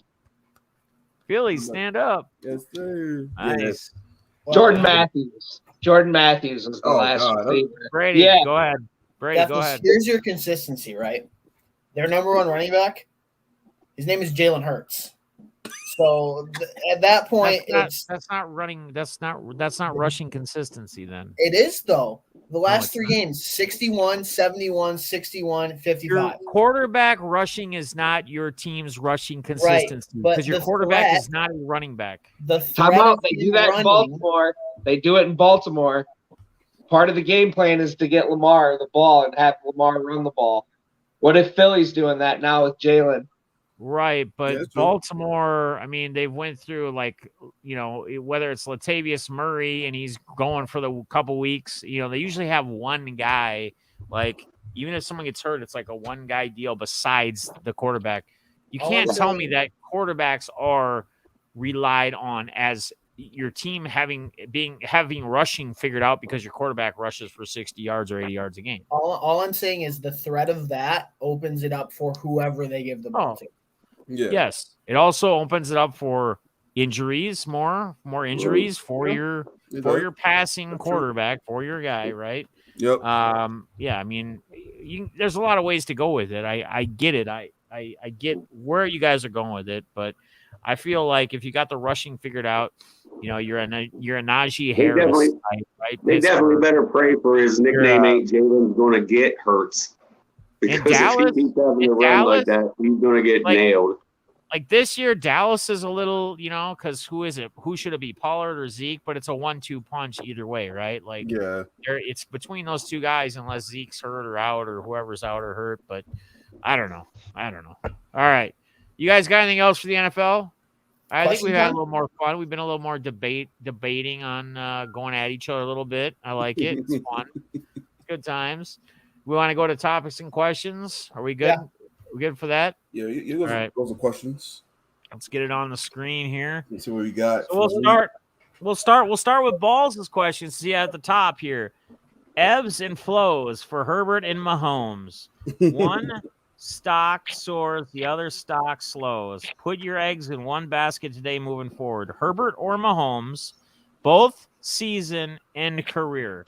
So we'll start with you, JoeB, at the bottom because we're all lined up like a ladder now. So we'll start from the bottom and we'll work our way up. So JoeB1, are you taking Herbert, Justin Herbert, or Patrick Mahomes if you're building around starting a team?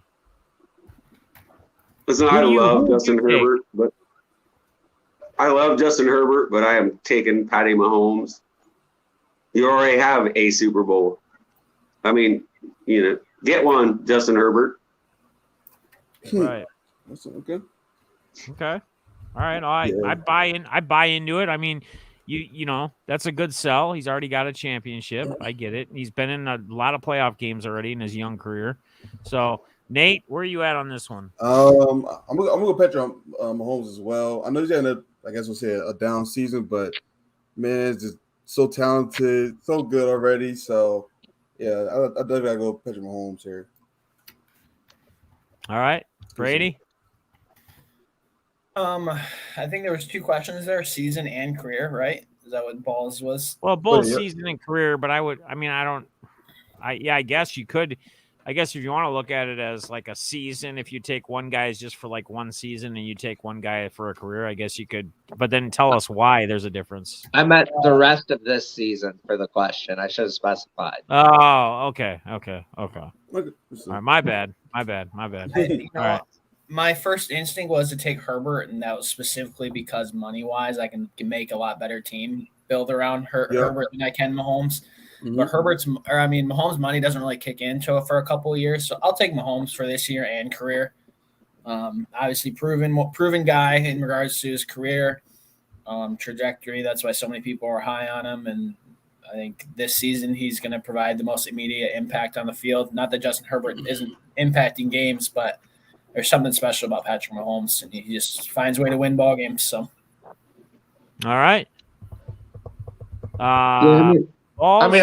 I thought this is how it would go. Everybody would be probably Mahomes. I just find it interesting because I was kind of thinking of the hobby too. Herbert has his stock seen a hit really yet. I don't know. I don't Not follow really. it. So it's crazy though, because he hasn't really played that great the last few weeks. Right. He hasn't had like a big breakout year this year so far.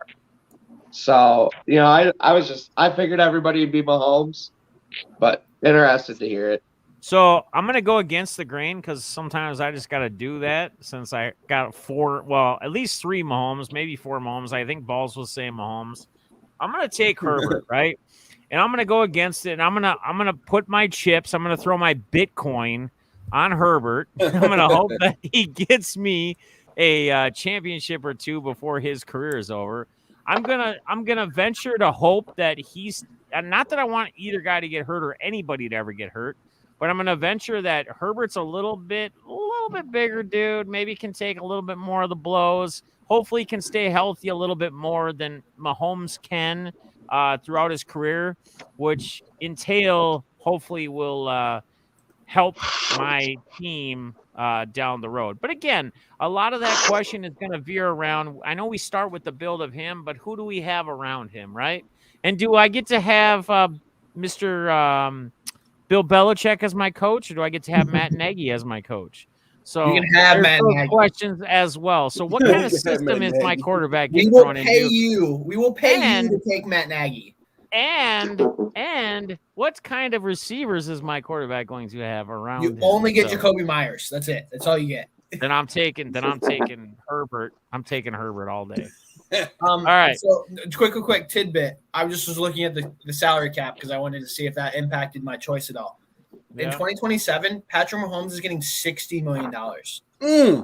Jesus. I understand that that's a couple years down the road, but that's nuts. That's wild. What's the salary cap at that point, though?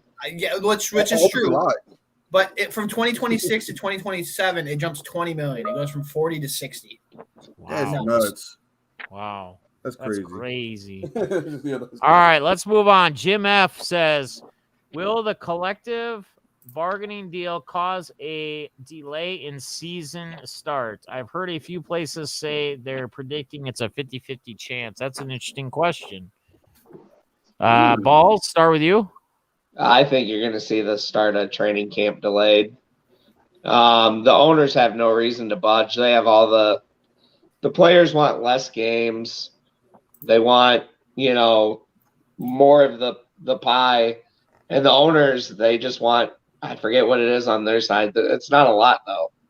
And I feel like the owners have a lot of the power. They're not going to budge, unfortunately.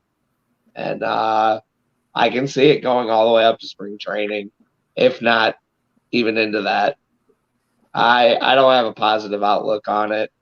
I got one buddy that's pretty connected to the White Sox, and he said he's not heard anything positive from that side on it. So, yeah, I'm very nervous about baseball. All right. Brady? Anything? It's going to be tough. I don't think either side wants to take this into missing games next year. It's just going to be coming down to – I know the owners don't want to do that, especially after the shortened 2020 season and the amount of money that they lost in revenue.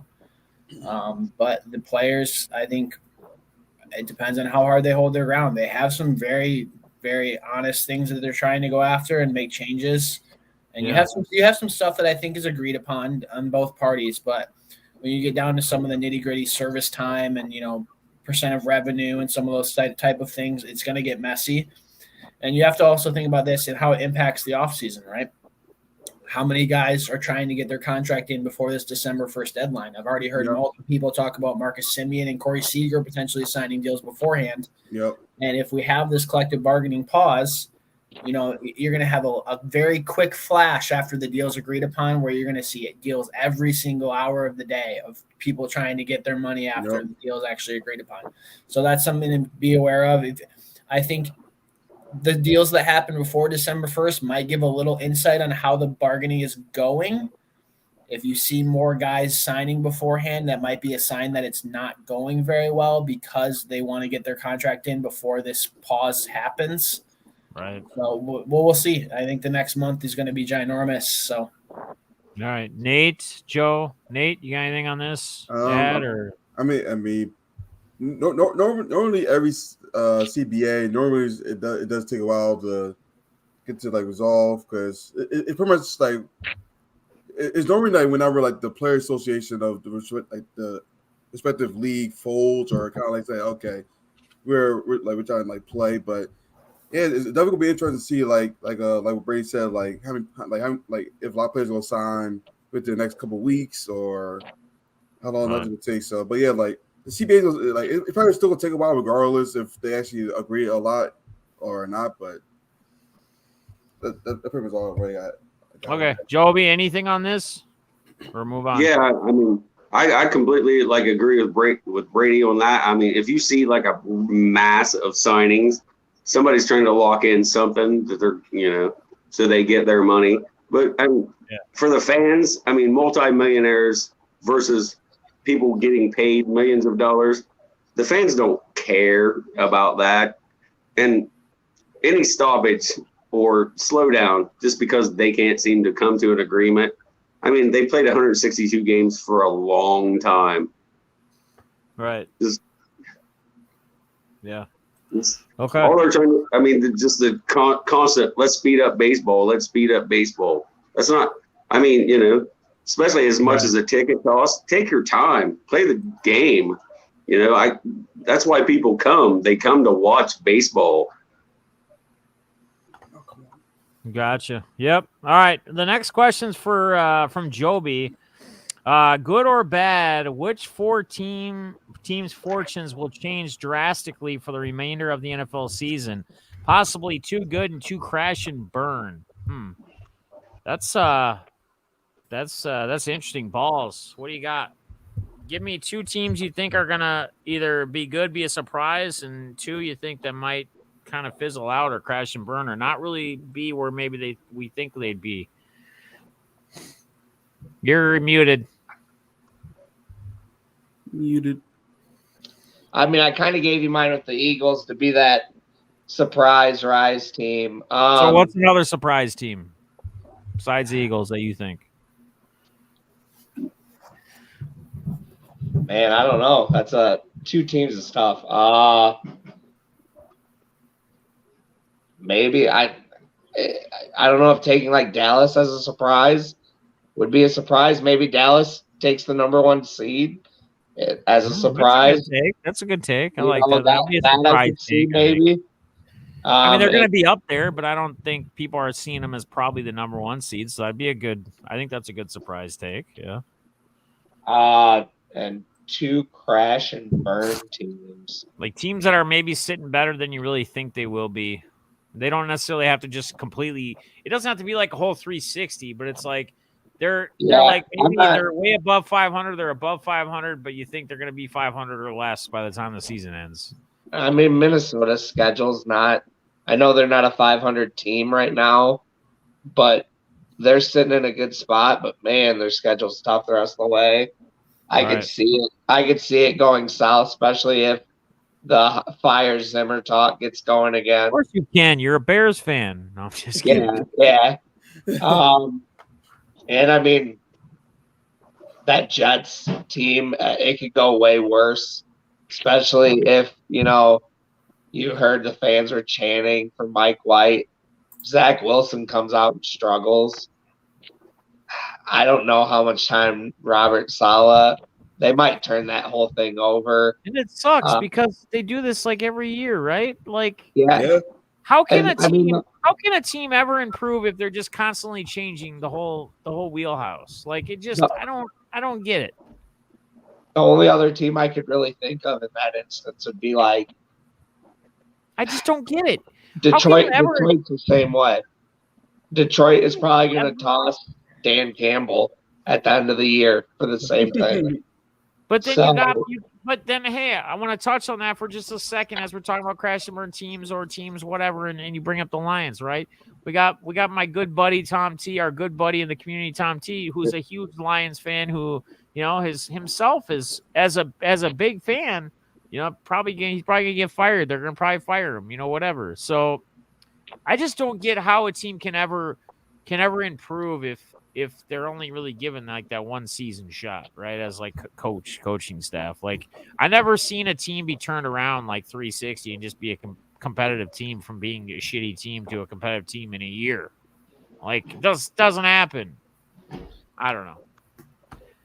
Brady, where are you at on this question? Yeah, just kind of looking through the standings here. My two crash and burns, the Pittsburgh Steelers.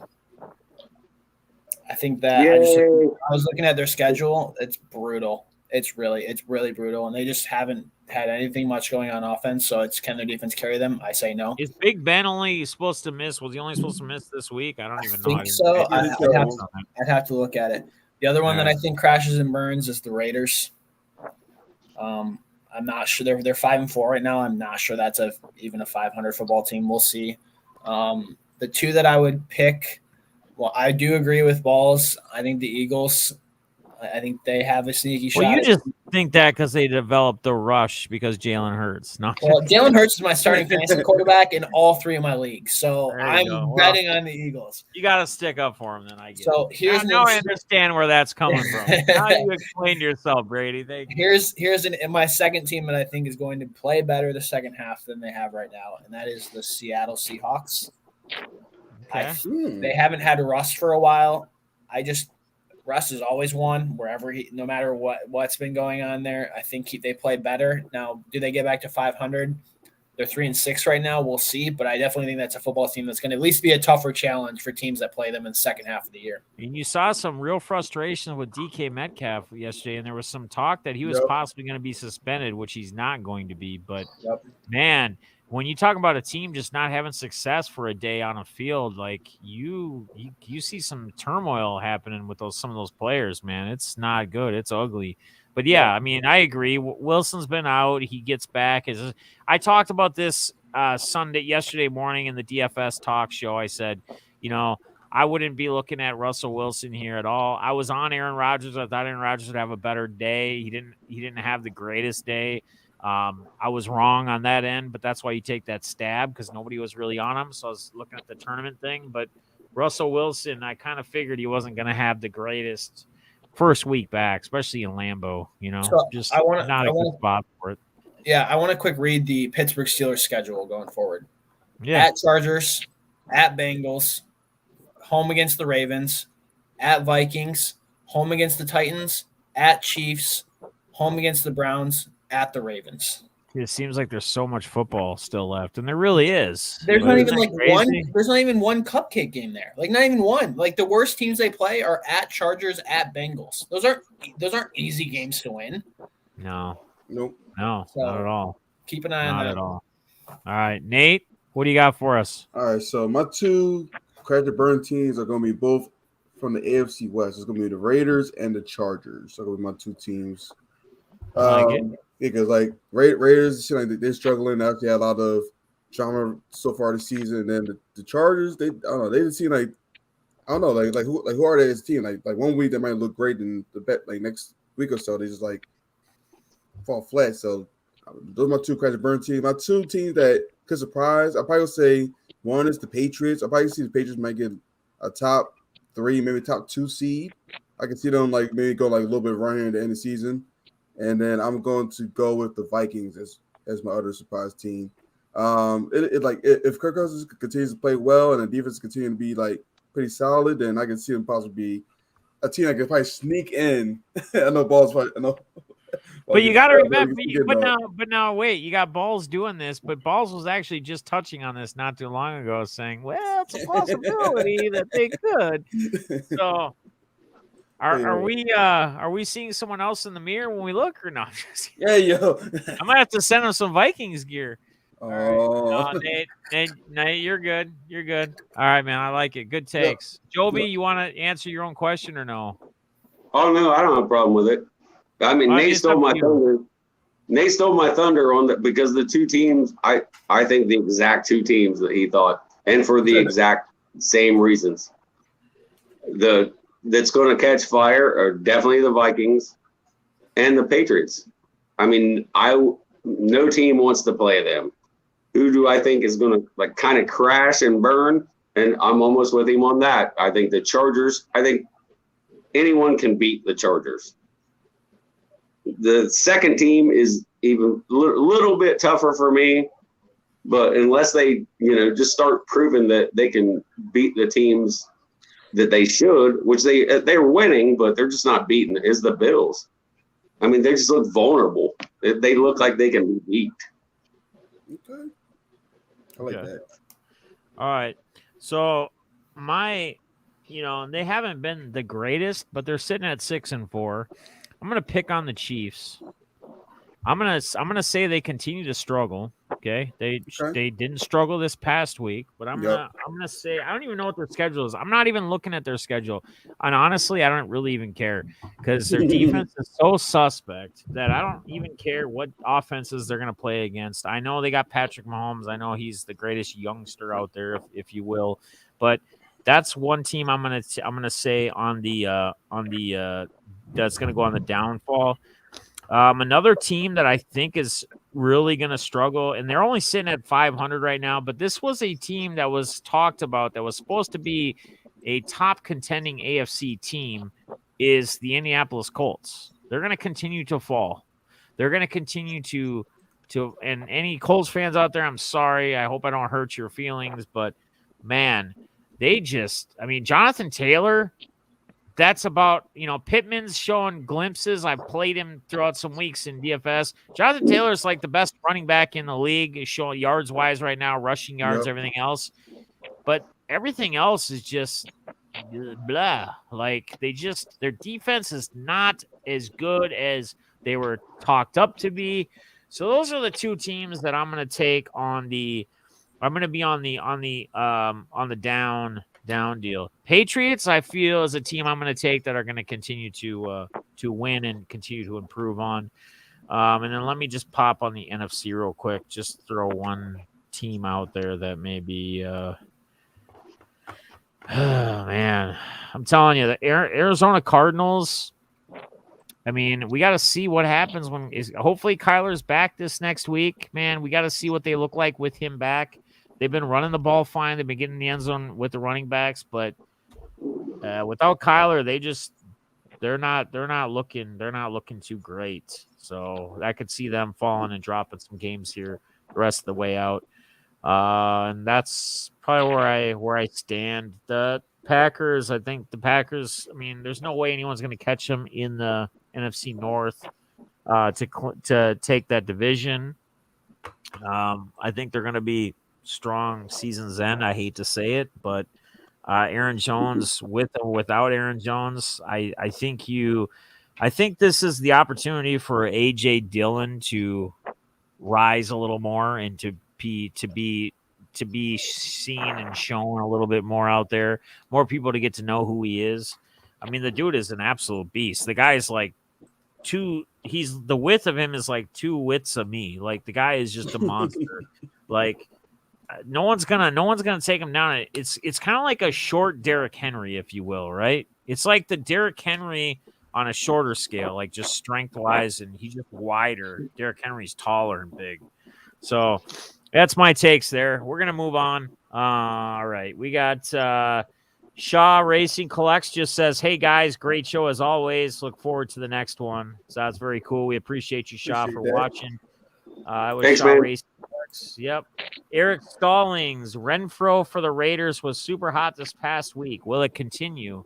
Well, we saw it, obviously. This is already after the game played, but he did get in the end zone again, right?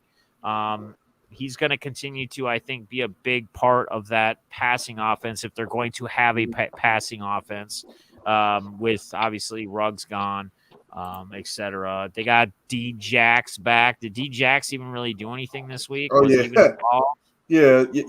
So he actually called a pass deep, and then he ended up fumbling the ball. Oh, jeez. So. Okay, I missed that highlight. But yeah. Nice. Yeah. It actually was a pretty funny play, but So I don't know. I don't. Anybody else you want to touch? We'll just keep going through some of these. If there's something more for us to expand on, we'll go on it. yeah, I can Clint? touch on that one real quick. okay. What's that? I mean, the Raiders in Oakland was always known as an outlaw team. Does anyone thought that they moved to Las Vegas and they're still an outlaw team?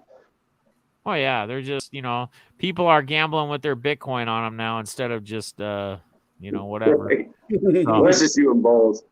you see, I'm trying to get a Bitcoin sponsorship here. I just keep talking about Right. Bitcoin. We need it. All right. Clint said, my question is this. I'm hearing around that there may be another lockout in baseball this December. That's what we already talked about. Oh, yeah. You guys, we already pretty much touched on that. Clint's great question. We did pretty much. What's that? He asked about the hobby specific, if we want to touch on that quickly. If that's the truth, yeah, I guess. I'm sorry, I don't have my glasses on, so I'm squinting. So I thought it was, if that's the truth, what direction is the hobby headed, and why do you feel that way? Ooh. So if there is a lockout, how does that affect the hobby? I think it personally affects predictions for the MLB major league players for next year. I don't think prospecting is going to see much of a decline when you have Bowman Draft coming out and some of those products coming out here in the next couple months. It's going to drive this hobby that way. If you do have a player that's a free agent, you might see a bump depending on when they sign and what teams they sign. I know me specifically, when Anthony Rizzo got traded to the New York Yankees, his prices skyrocketed because all these Yankees fans wanted his cards. Yep. So if you have Correa, Seager, any of those guys at UPC, you're going to see a bump depending on where they sign. So other than that, I don't think it'll be a huge – it's off-season anyways, so how much of a hit can the hobby really take until they start missing ball games? Right. And I guess it would be more driven towards that, like if they did. But I think, Brady, you bring up a huge point hobby-wise because, again, a lot of the stuff that's going to be flowing out first, that hits first, is going to be prospects. And whether there's a lockout or there's not a lockout, the effects on the prospects is no bearing on them playing right now or not playing anyway, because a lot of these prospects aren't going to be playing in the majors for years to come anyway. I mean, yes, their minor league stats, where they're at, what they're doing, but it's not on that MLB, the big show level. So anyone else? When does the lockout when would it officially start, Brady? December 1st, my birthday. So I get a birthday present of no baseball. There you go. Well, let's not bring that for Brady's birthday. All right. We don't need to ruin his birthday this year. All right. Tom T. Many stories about Correa to the Tigers. He's a big Tiger fan. That's why he's interested. Not sure if I like it. AJ Hitch actually paid a price, but players not so much. The hitting the head, forehead emoji. So a lot of talk about Correa to the Tigers. Do you guys see him going to the Tigers? Do you feel that's where he lands in Detroit? Correa. I refuse to accept it. Yeah, mostly because my roommate is a Tigers fan, and he will not stop telling me that Carlos Correa, every player I mention in free agency, he's going to be a Tiger. Oh, he's going to be a Tiger. Like, do you think they have infinite money? Oh, yeah, he's going to be a Tiger. No, I mean, they probably have one of the most amount of money to throw around. So we'll see. If Correa values money, he's going to go to the Tigers. If he values winning, I don't think he goes there. But. Not every player, but Correa is going to go to the Tigers. Yep. And they are only a couple pieces away from being a contender. Okay. Yeah. All right. This is from your dad, Brady. Tim? Yep. Should the Cubs all in on Correa? So Correa talk again, right? What is the biggest need for the Cubbies? So, do you guys feel that Correa goes to the Cubs? Is Correa a good fit for the Cubs? And secondly, what would the biggest need be for the Chicago Cubbies? My housemate just screamed no because he mentioned Correa and the Cubs. No, I think Correa would be a decent fit for the Cubs, specifically because 26 years old. It's going to be a long-term deal, and their young system is so much shortstop that he can move off shortstop 3 to 4 or 5 years down the road. Right. No, that's not their biggest need. They need arms like nothing else. Yeah. They can't develop arms young guys right now. And their major league staff consists of Kyle Hendricks and Wade Miley and a bunch of guys that haven't done much. So if they want to compete, they're going to need to get some arms in. Yep. And so I think that's the step that needs to be taken before you go get a guy like Correa or Seager or any of those shortstops. As a Cubs fan, Brady. Yeah. Were you heartbroken to see Javi Baez leave, or were you not? I wasn't heartbroken over Javi. Javi's such an up and down player. You know, Yeah. he's kind of like on an offense, on a bad stance, the way I see him, he's somewhat like a Joey Gallo, if you will, right? Swing for the fences, power hitter, going for it all or striking out, right? Right. Well, that's what his thing was. You either loved it or you hated it, and there was a lot of times near the end of his time with the Cubs that it was just brutal to watch. I was much more heartbroken over a guy like Chris Bryant, and I'm PC Rizzo, so that was the biggest one, obviously. But Chris Bryant, you got to remember, it was drafted as the savior of the Cubs, won a Rookie of the Year, won an MVP, helped them win a title, and then you had the whole issue with manipulating his service time. Did that actually, affect his relationship with management? And then you trade him away. A lot of people in Chicago thought he was going to be the face of the franchise for the next 5, 6, 7 years. And to see him go, it was one of those things where you kind of saw it coming, but you hoped it didn't happen. So Right. Okay.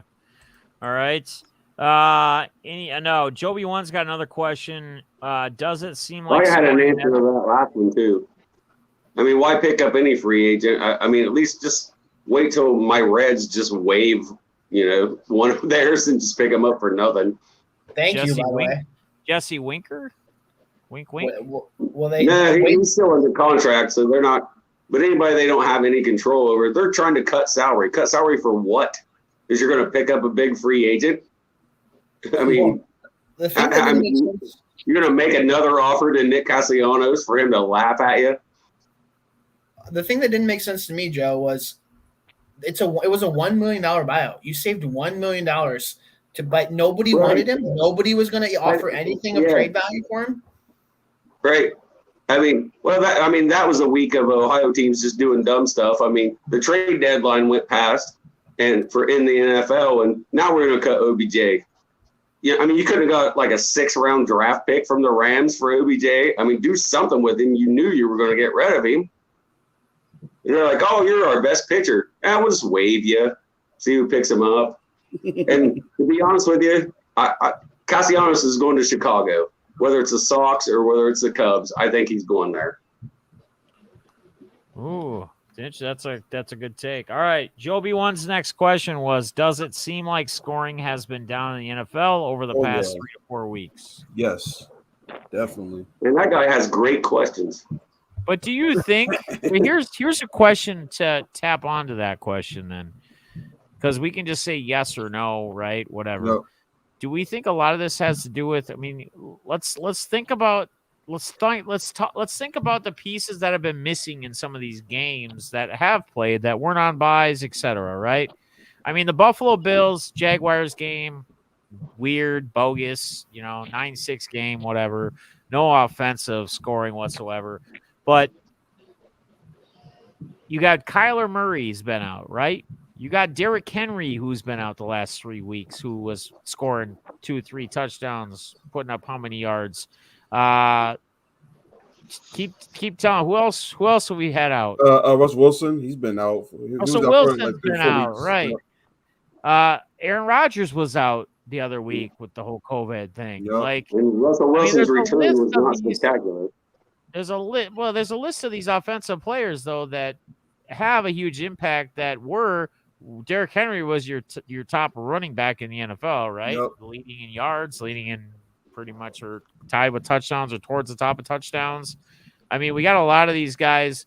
So is a lot of that having to do with or having to play with some of that? I'm not saying that's the answer, but I'm throwing that out there to kind of add on or steam the cook, if you will. So I don't know. Anybody scoring down? Want to hit on it? Touch on it? Go ahead. I mean, as for the Titans, I mean, Derrick Henry being out, they didn't score that much when he was in, and they just continue to roll on and win. And possibly some of it, yeah. Kyler Those Murray, guys being though. wrong. Kyler Murray, they put up points, right? Kyler Murray's a point. I was just doing some quick looking, and I wonder if I would have to do more to see if the scoring's been down actually, but I think the scoring in some of those primetime games have been really down. Some of those primetime games that have gotten a lot of televised, views have been, the 6-9 game, some of those low scoring games. So that might have heightened some of the scoring issues that JoeB might be. Is there not enough flags being thrown? Is there too many flags being thrown? Are we not getting enough of those pass interference calls? I think refs should hip check players and throw taunting penalties every game. I think that's what should happen. That should, I think that's the way the NFL gets their views. That's all. Hashtag refs. That's what we're here for. Hashtag zebras. Team Zebras, right?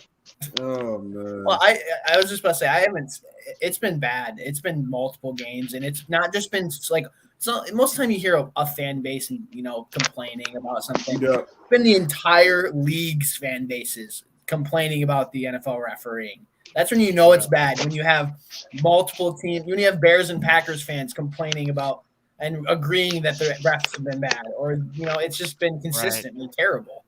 Yeah. No, I agree.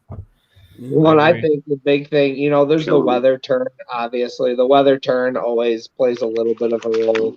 It's harder to play in places like Chicago, Cincinnati, Cleveland, Pittsburgh, as it gets colder. Is that because it's a windy city? Part of the reason, yeah. But I think a lot of it, if you look now, and even Green Bay is a good example of it, a lot of the elite teams or the better teams in the league have good running games, it seems like. You got your Green Bay, your Tampa Bay. Those teams, they have the quarterbacks that make a play. But I think a lot of the teams right now, at least the way I feel about the league is, if you can have a defense that can be opportunistic, maybe not give up as many points, settle for field goals, and you have a quarterback that can make those plays and a running game that can travel, you're going to be a pretty good team. Yep. Now, to have those is really tough to have them at all times. And obviously, I say Brady and Rodgers, those are the elite of the elite. But, a lot of those teams that can run the ball, I think that's why sometimes scoring's been down a little bit, is there's been kind of a small shift towards that running game again in the NFL as teams. I agree. As defenses get smaller and they play a lot more dime package, teams are going to run the ball. And like you said, Derrick Henry's still tied for first in the league right now rushing. Even though he didn't play last week, they're tied right now exactly with, I think, 971. But a big back like him and A.J. Dillon and even Jonathan Taylor, those guys are pounding those defenses. And, they're not putting up the big points, but they're churning clock. Washington did it yesterday, had a 19-play, 10-minute drive to seal that game against Tom Brady. That's what we're seeing with teams a lot right now is control the ball, score, be opportunistic, and just hang in there. Yeah. No, I agree. The game has shifted back to the old school pound the ball, run the rock, let's go, and not as much air it down. You're not seeing that horizontal game quite as much. You're seeing it from some teams, but you're not seeing it as much just in general all around the NFL with all teams. So I agree, Balls. Great points you hit on there. Yes, sir. Doesn't it seem like the top teams? Doesn't it seem like the top teams coming into play, like toward the bottom teams, like they consider it like a week off, and they are just getting shocked. To me, I thought Tampa Bay should have blasted the Washington football team. But Washington is a feisty football team. They are. Man. Tyler Heineke is no joke. Like he's probably smaller than Kyler Murray is. I think he is smaller than Kyler Murray is. And that kid, man, he's a baller. Like he's out there to play. He's out there to win. He's out there to play. I mean, with the Bills versus the Jaguars, I mean, just stuff like that. I mean, even yesterday. Every year. Like we see this every year. Like, right? We always see surprise games. We always see low scoring. What the heck? One of these top teams as of right now just getting spanked by a crap team. This game that's on right now. I mean, San Francisco should not be in this game. They're not only in it, they're putting it to them. It's correct. They just come in thinking, they're going to win, and it's just not happening. Right. JoeB, last thing. You saying that just kind of proves my point. They've got a good run team, a quarterback that can make a play when they need it, and tonight they've been opportunistic. They took a TD to the house when they needed it. That's how you're winning in the league. And if you're on the other side of that, you're losing. That's why the Rams are losing. Yeah. Right. Yeah, I completely agree with you, Bulls. I mean, this Niner team didn't come in as a really bad team. No. All right. So Huddle Card Collection, my man Mike from Huddle Card Collection. Are the Browns better without OBJ? Question mark. Well, not this past week. It sure as hell didn't look like it. But I mean, honestly, I think so because I'm pretty sure that I saw that like Baker Mayfield's stats is like way better without OBJ on the field than with him on the field. So I think they will like I think like once again like Nick Chubb back because I know Nick Chubb missed this past week with COVID, so they got to have him back. But I think like once again like everything like got situated, they try to get past the OBJ situation they had, and then I think they'll be pretty good. I mean, I don't need to be like overly great, but it should at least be pretty solid though. Yeah, I think the biggest thing is going to be the morale of the team, right? Yeah, I mean, it's JoeB. I'm going to punch it back to the video that they always surface that they showed like right around the time they were getting ready to release him or when he was released or whatever. And it's a Nick. I'll never forget this video. It's a Nick Chubb and OBJ on the sidelines. Nick Chubb just scores a touchdown, and OBJ goes, man, I wish I could score a touchdown. Nick Chubb just goes, man, I just want to win. Yep. You got two different mindsets, completely mindsets. Two guys looking at two different things. One guy wants to fill the stat lines. The other guy just wants to win at the end of the day. That's it. When he signed with the Rams, your quote that you said, I believe was on last week's podcast, just stuck with me. Geez, I'd sure like to score a touchdown. Well, I just like to win. Yeah. And I think he's poison to the Rams, and yeah, we'll see. I mean, I don't think McVay is going to put up with it too long. I mean, if it starts out, I think McVay is the type of coach that isn't someone that's going to take much crap. Like, I don't think he's going to allow it. I think there'll be consequence. He'll not be there very long. If he wants to stay in LA, he'll have to change his ways. But yeah, I mean, we'll see. Balls, you have something for us? Because of the injury. Yeah. Balls? I was just going to say long term, I think that kind of gave us a view into Cleveland's plans. I think there's a lot of talk about do they like Baker? Do they want Baker? I think getting rid of OBJ, they understood Baker's their number one priority right now. Right. And I think that was a positive step in the future. I think they plan on building a team around Baker and having him hopefully catch lightning in a bottle and win a championship that way. So I thought the move spoke more about the future and not about this year. Which I feel like I feel like Baker has the ability to win a championship, and I'm not saying Baker is going to be that quarterback if he does win that championship that's going to throw for 50 touchdowns in a season. They're going to continue to do what they do. They're going to rely on the run. They're going to have a top solid defense. He's going to be able to clock manage well, hopefully control the turnovers better as these next years go on.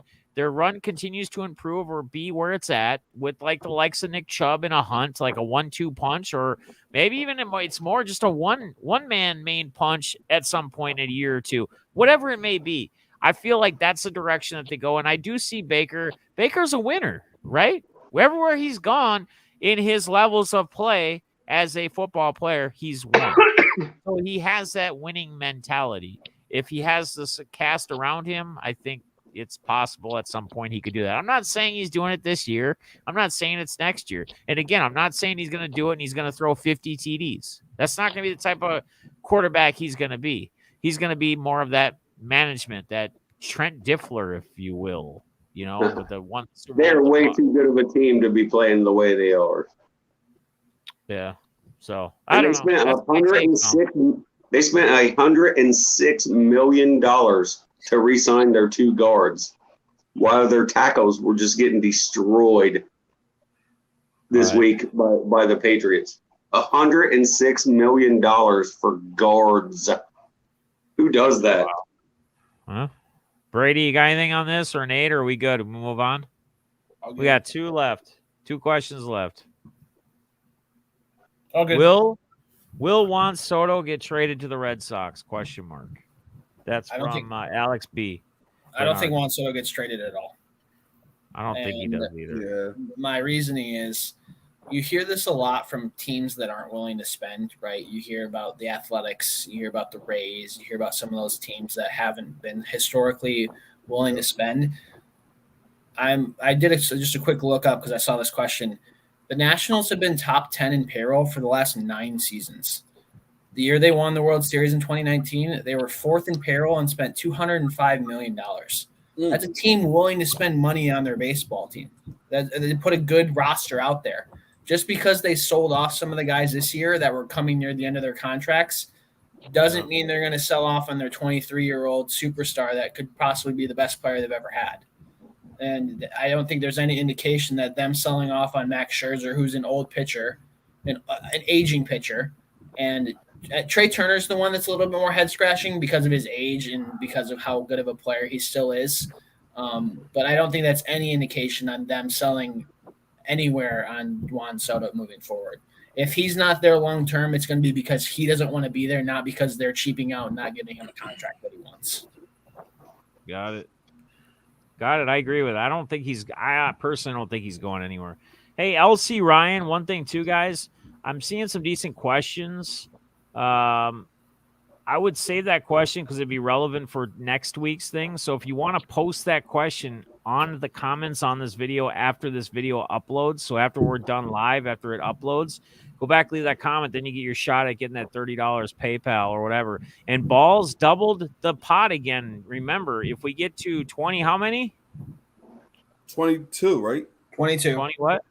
22. We had 11 different people. It has to be 22 different, so it can't be like you can leave more than one question topic, but it only counts one time. Like we're trying to get 22 different people leaving questions, topics, comments. Then he's gonna add 30 as well, so that's $60. He's doubling the pot this week. So huge incentive to do it. Get yourself PayPal. You can get PayPal or auction credit, either one, whatever you prefer. I didn't want to cut off. I just see questions, but. What's that? What?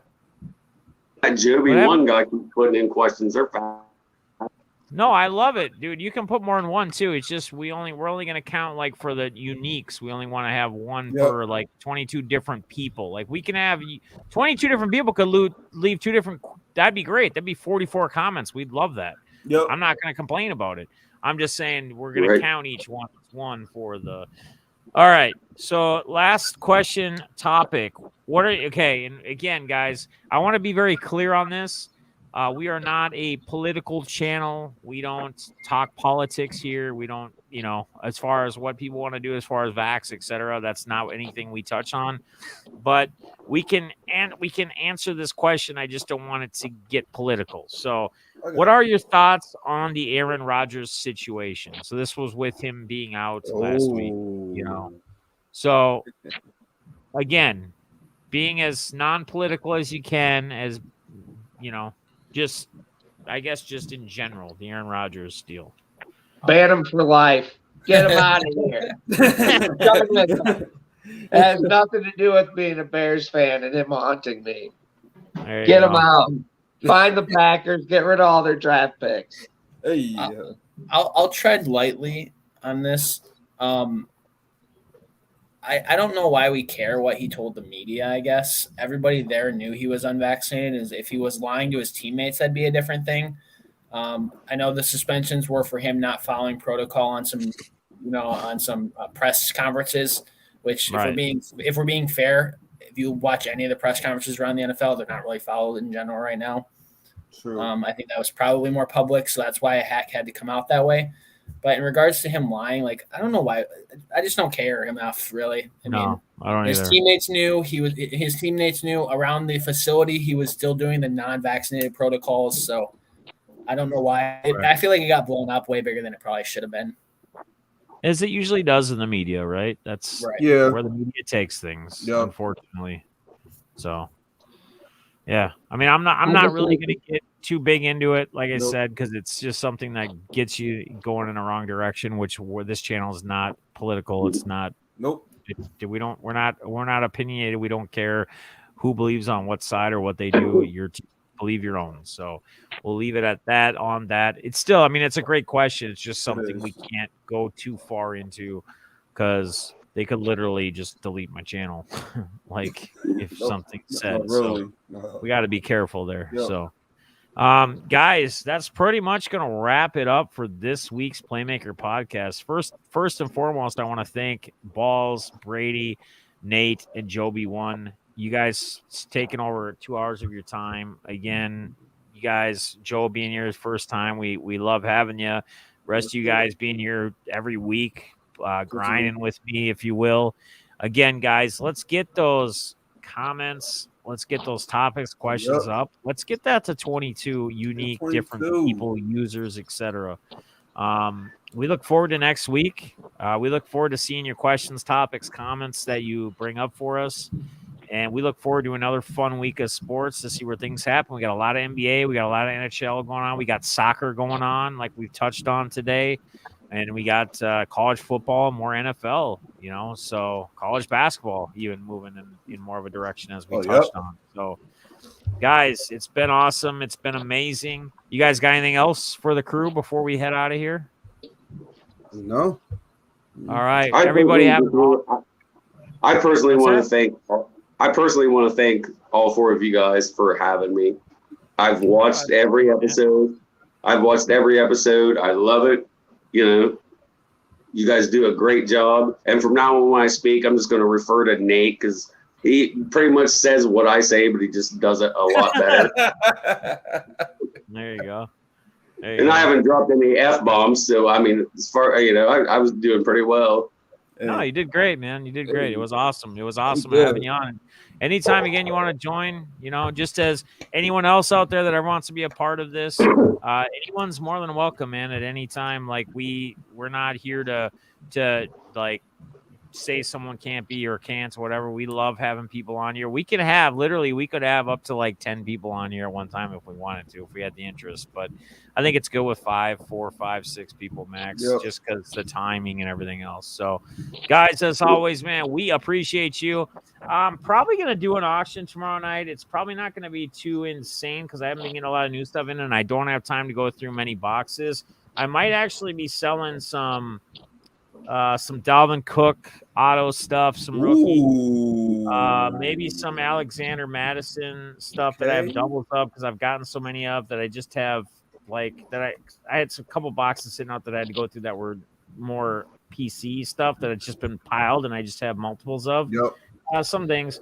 I also have a Zach LaVine autographed certified basketball. Two hands go up. That to me. A couple hands go up.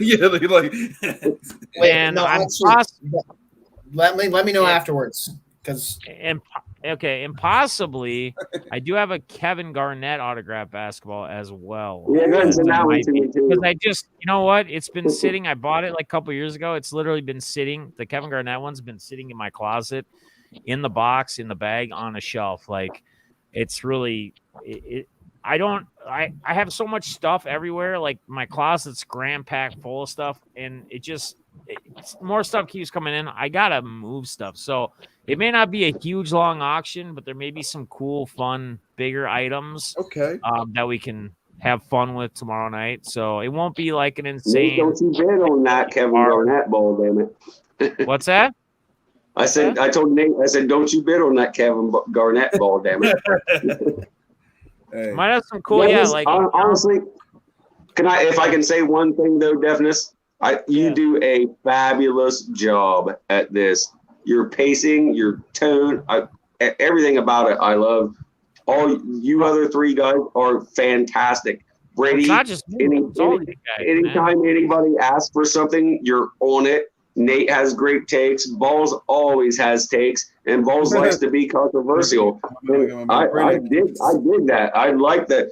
I just want to thank all four of you guys so much for having me on. I'm actually a fan of just watching you guys. Yeah. To be a part of it for me has just been great.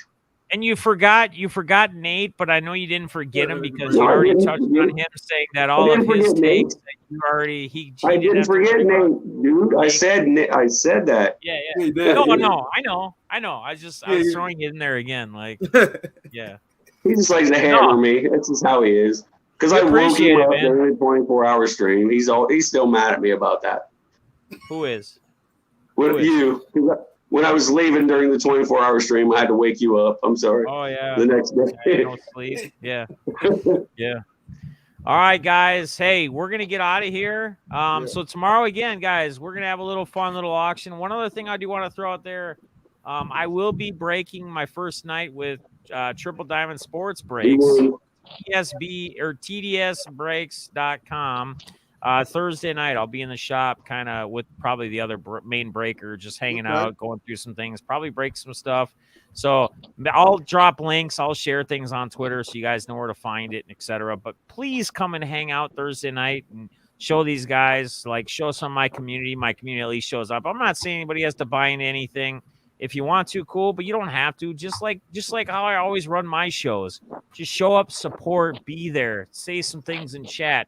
Let's show these guys what's up, that, hey, I got a community and we got a great community here. Yep. So that's all I ask, man, as I always ask. I'm always a no purchase necessary guy. I've always been that way. I just like the support of you guys being there. Being there alone is support for me. So I appreciate it. Again, we'll have a fun little auction tomorrow night, a couple maybe basketball, autographed basketballs, some stuff, and we'll run from there. So a couple cards, Dalvin Cook autos maybe. So Nate, if you're looking for some Dalvin Cook stuff, I got some pretty cool sick Dalvin autos and patch cards and cool stuff, select stuff and all that. So, all right, guys, that's going to do it. We're going to get out of here. We appreciate you. We love you. If you're going through something, keep that head up, keep pushing, and keep moving forward. Until next time, guys.